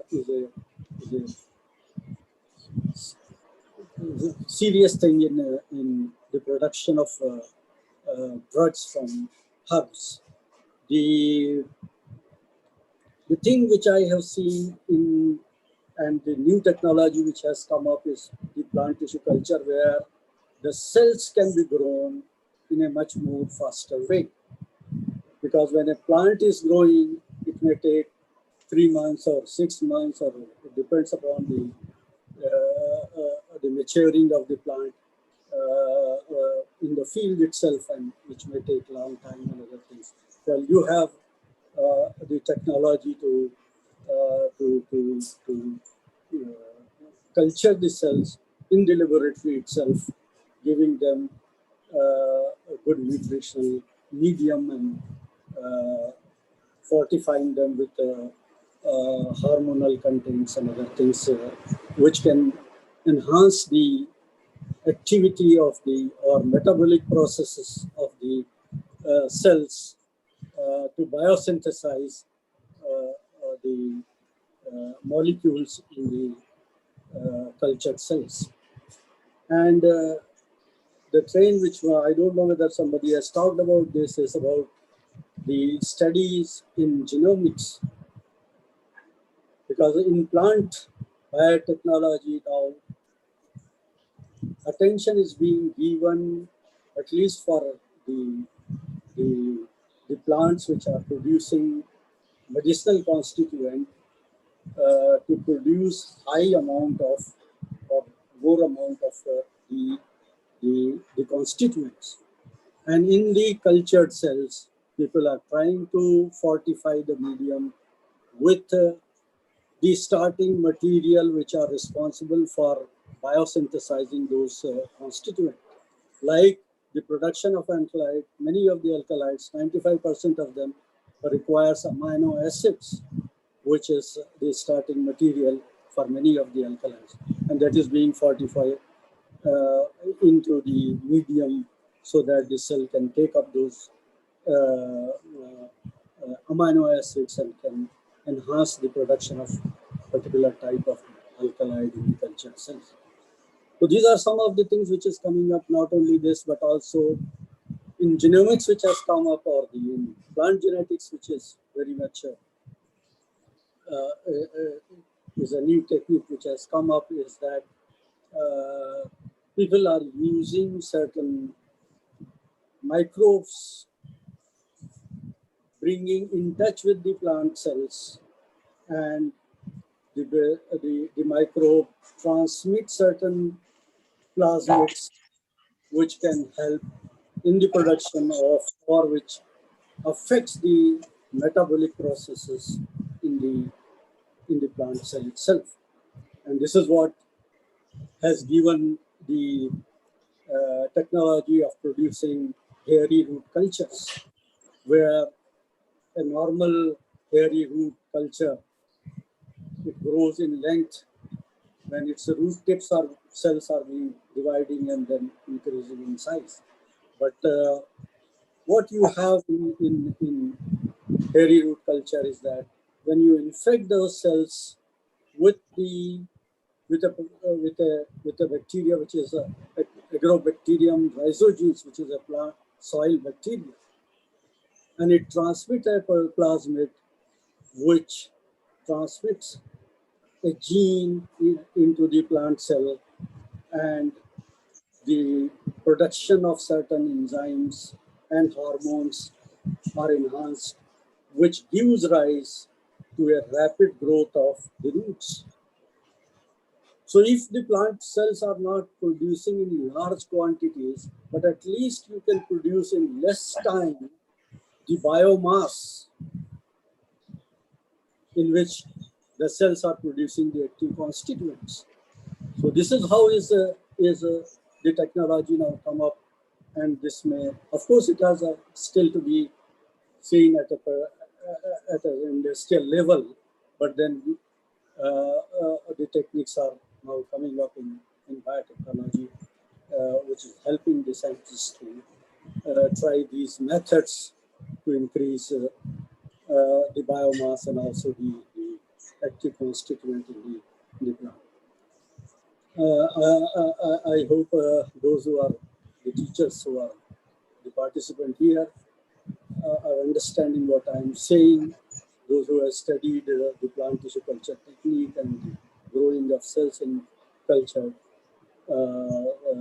technology has gaining a lot of popularity, and a lot of work is being done at various universities, and not only in India but also abroad. So this is what is one of the area which I wanted to cover, because it was also my research area for the last 37 years when I was in active service in the university. With this, I think to conclude, I can say that the program which has been organized by DIPSAR, I must congratulate the organizing committee, and not only the organizing committee, but also the Vice Chancellor and the Director, Dr. Pathak, for every year arranging this type of program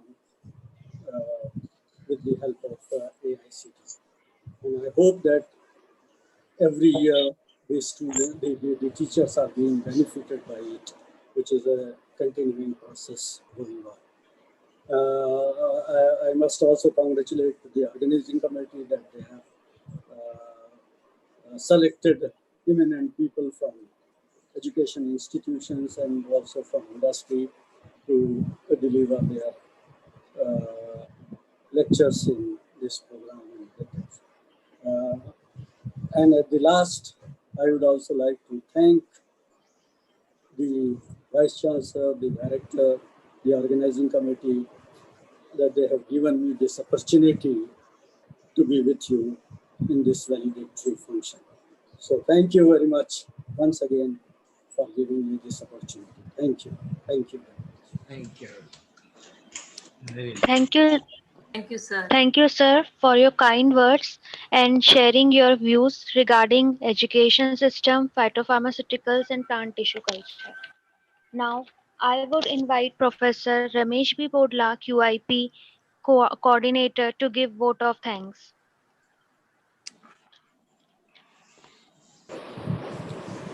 Dear Chief Guest of the Valedictory Program, Dr. Hello, am I audible to you? Yes, Yeah, yes. yeah, yeah. Yes, I can. Dr. Yes. Dr. Jafar. Yes, I can. And Dr. Yes, thank you, sir. The chief guest of the valedictory program, Dr. Jafar E.R. Jafar, and the guest of honor, Dr. Rahman Mushelkar. We are very thankful and happy to have you as our dignitaries on this particular day of valedictory function, and enlightening our delegates, our faculty about your inputs and suggestions. And I am also thankful to Dr. Rahman for delivering a lecture also, and hoping for a possible MOU with, as our Vice Chancellor suggested.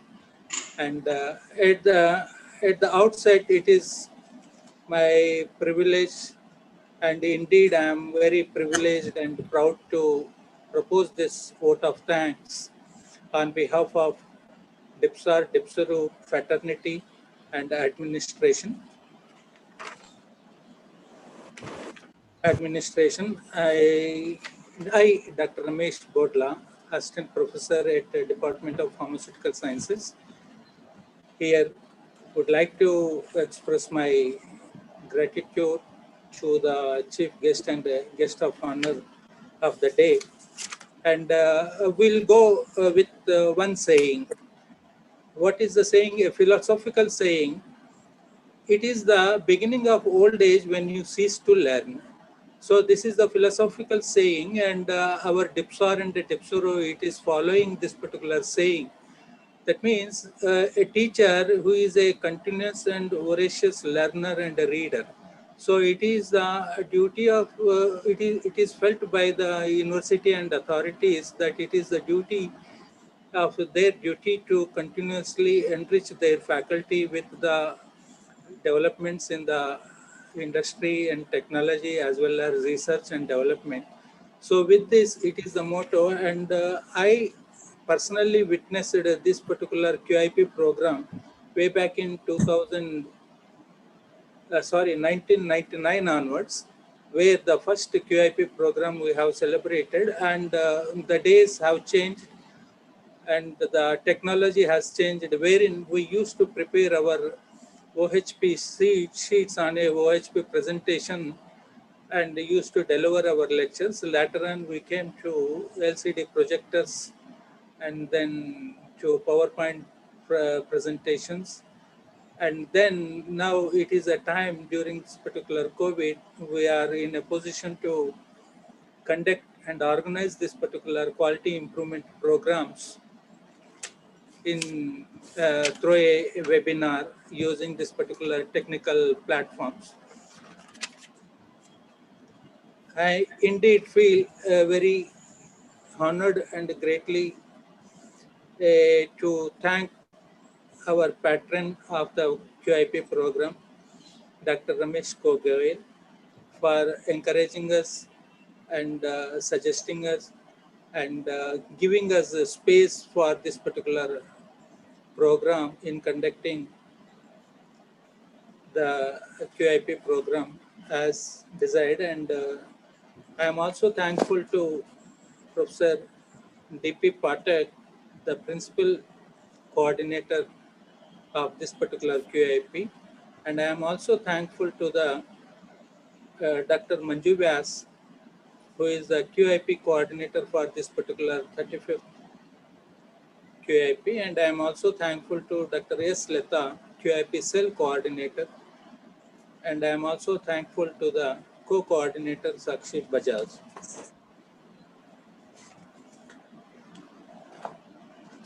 And I am also thankful.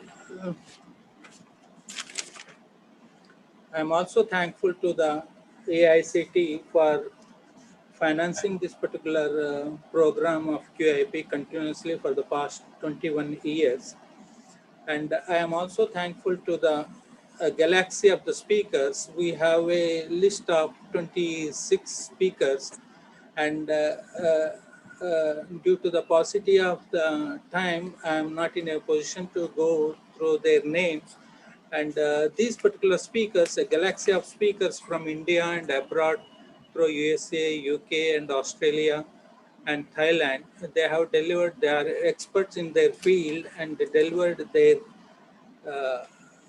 research developments and in the field of their expertise. And as far as they are concerned, they are icons in their respective field.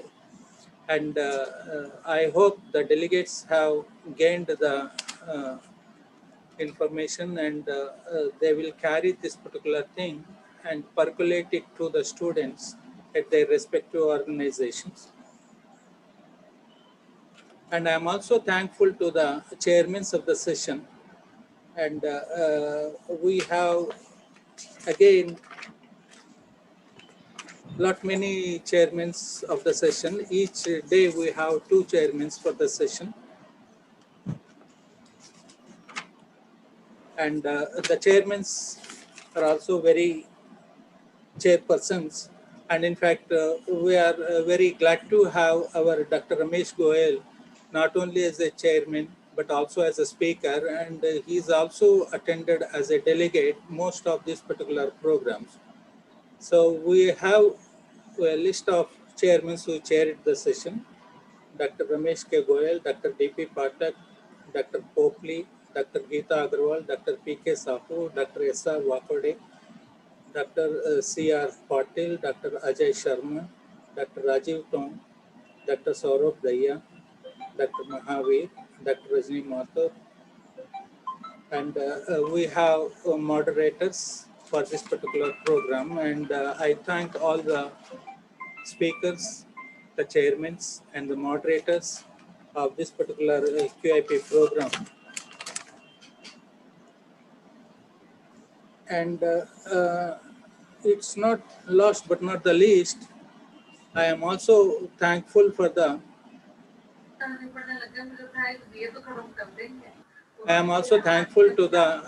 to the Shailendra Sharaf, who has inaugurated this program on last Friday, a PCI Vice President of.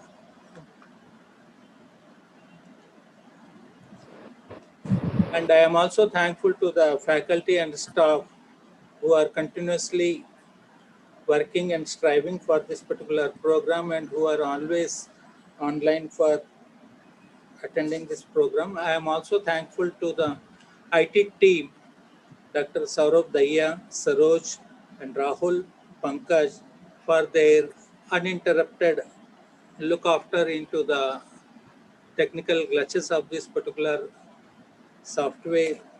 And I am also thankful to our PG students, Bhumika and Anushma, for their excellence communication and comparing this particular program. And during this particular program, we have a galaxy of the speakers, as I told you, and I will be failing in my duties if I acknowledge the speakers. And they have delivered everything to us, from the modern developments to the old historical aspects for the development of this particular thing. They have, we have a wide variety of topics and discussions, starting with NMR in toxicology, and then phytochemical and metabolites identification and assessment, and then innovations to technology. The very first lecture was delivered by Dr. Ramesh Goyal on the topic herbal formulations for COVID-19. And later on, we have on the same day, Dr. Vel Pandian. He delivered a talk on innovations in research opportunities for natural products. And we have Dr. Jitendra Bhattija, who is a manager at the Torrent Research Laboratories, and who delivered about the filing requirements for emerging markets for filing a product filing. And we have Dr. K.B. Purande, a principal, Government College of Pharmacy, who spoke about the bottlenecks and perspectives on herbal drug technology. On the second day of the program, we have NMR-based metabolomics by Dr. Ajay Namdev. And we have also listened to Dr. Hanumantachari Joshi, who has enlightened us with herbal pharmacotherapy in management of dementia. And we have Brij Narayan Sinha as a speaker, and who could able to deliver a leadership in higher education.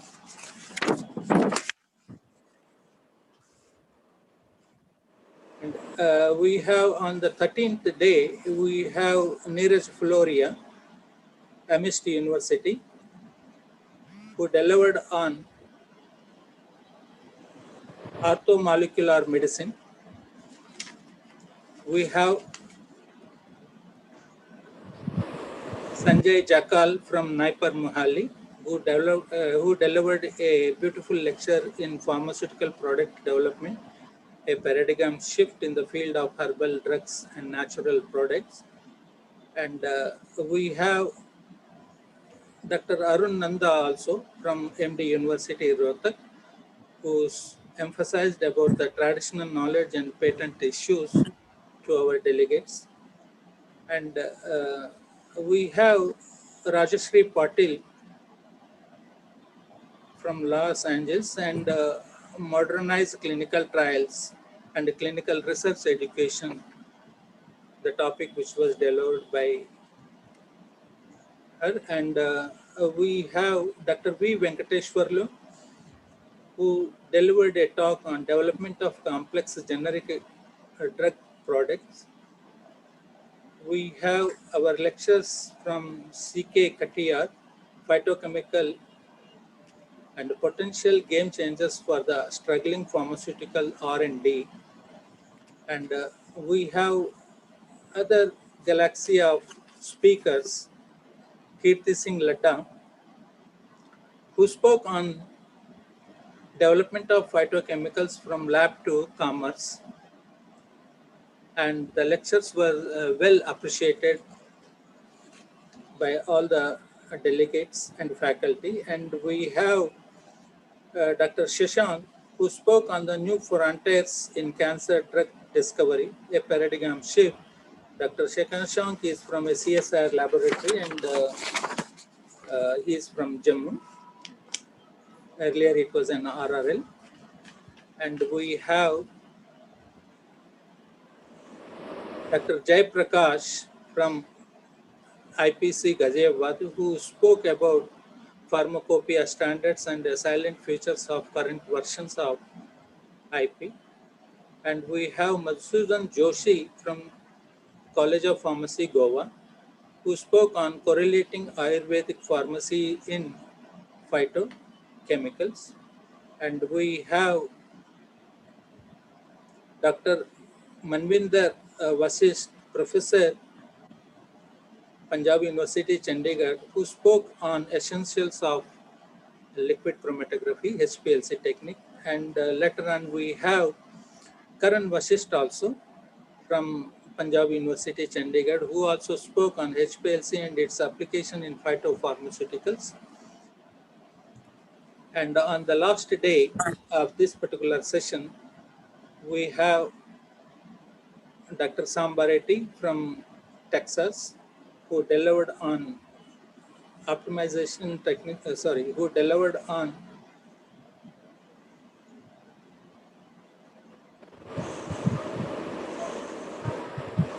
pharmaceutical and pharmacological therapeutics for COVID-19. And we have Pallavi Roy from Ramesh Institute of Vocational and Technical Education, who delivered on optimization techniques for in-process quality control of Ayurvedic formulations. And in the afternoon, we have Virmur from Thailand, and who delivered on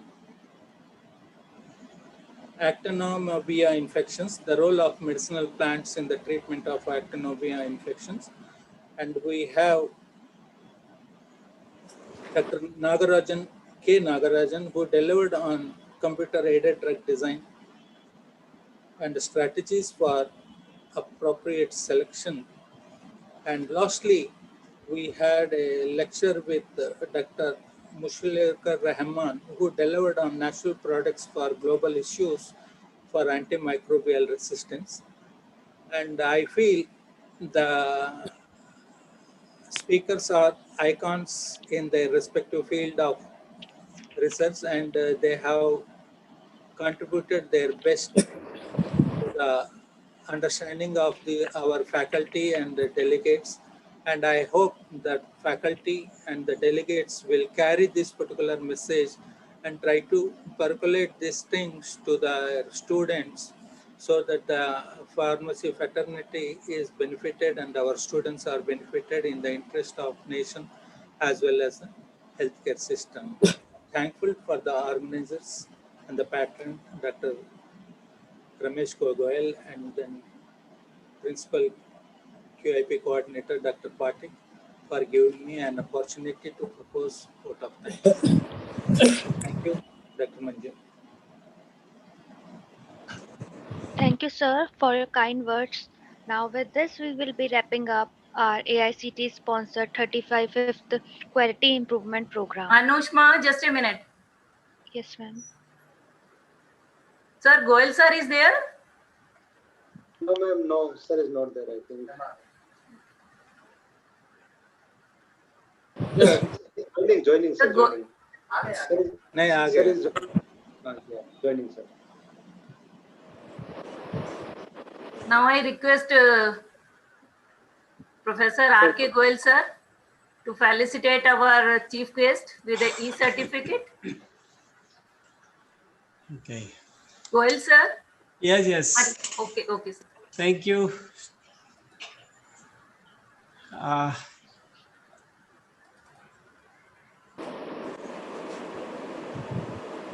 Thank you, Jafar sir, for being with us and blessing us for everything. Thank you. Giving good tips of genomics to everything. And you have been a teacher for many years and far excellent. So thank you. Thank you. Thank you. Thank you, sir. Thank you, sir. Thank Sir, you. I also request you to felicitate our guest of honor with e-certificate. Dr. Rahman.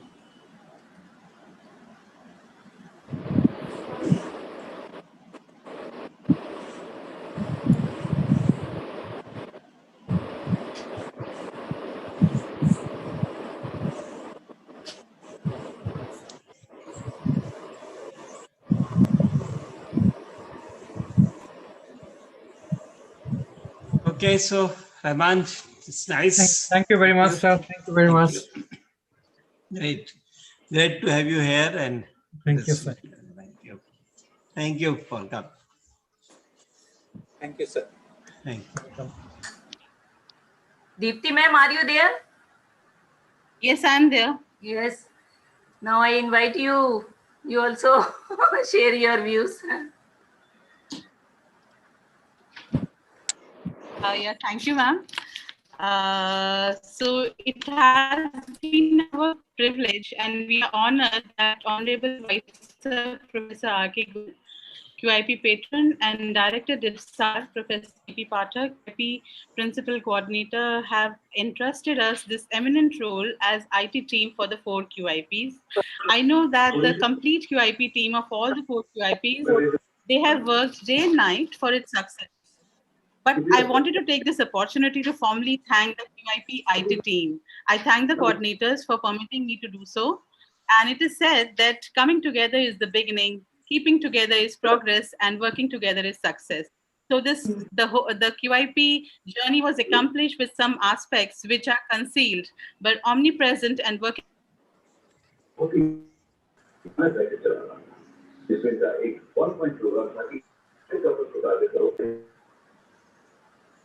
And always pledged and extended taking care of all the promotions. Dr. Saurabh Dhaya, the pillar behind the invitations. Dr. Satish Manchanda did the incredible mobilizations of resources. Mr. Pankaj made us accomplish it all by his technical skills. Last but not the least, Miss Ankita Gaur, the little precious gem of ours, student of BPharm Semester 7 DIPSAR, was the colossal energy behind the whole IT system. So I thank the complete IT team for making this QIP, all the 4 QIPs a success.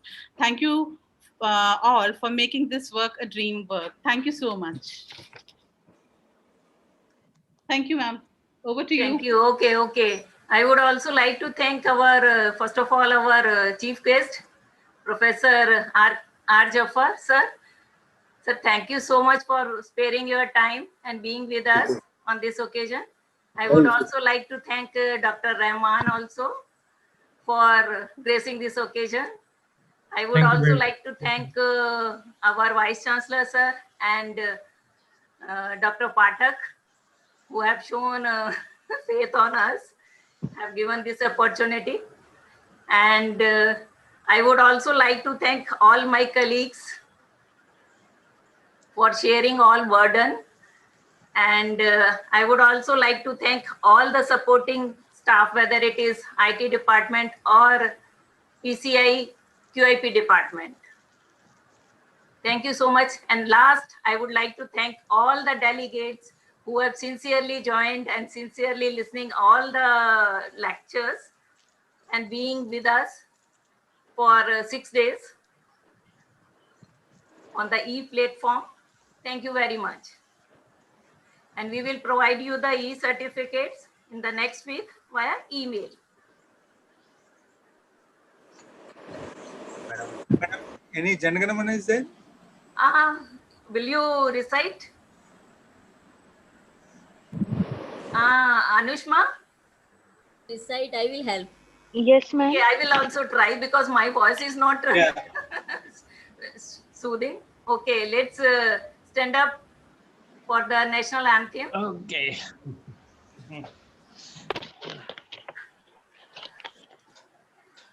Jana Gana मन अधिनायक जय हे भारत भाग्य विधाता पंजाब सिंध गुजरात मराठा द्राविड़ उत्कल बंगा विंध्य हिमाचल यमुना गंगा उच्चल जलधि तरंगा तब शुभ नामे जागे तब शुभ आशीष मांगे गाहे तब जय गाथा जनगण मंगल दायक जय हे भारत भाग्य विधाता जय हे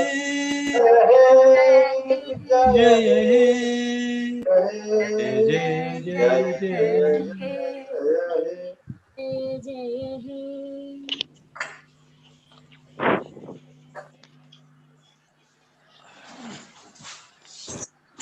Okay, here we conclude this 6 days QIP as well as the valedictory function of 35th online QIP. Hope to meet you again in our next QIPs. Thank you very much. Thank you. Thank you, sir. Okay, bye all of you. Thank you. Thank you. Dr. Zafar. Thank you very much. VC sir, thank you very much. Thank you all. Thank you. All the Thank you delegates, all. all the chairpersons. Thank you all. Thank you.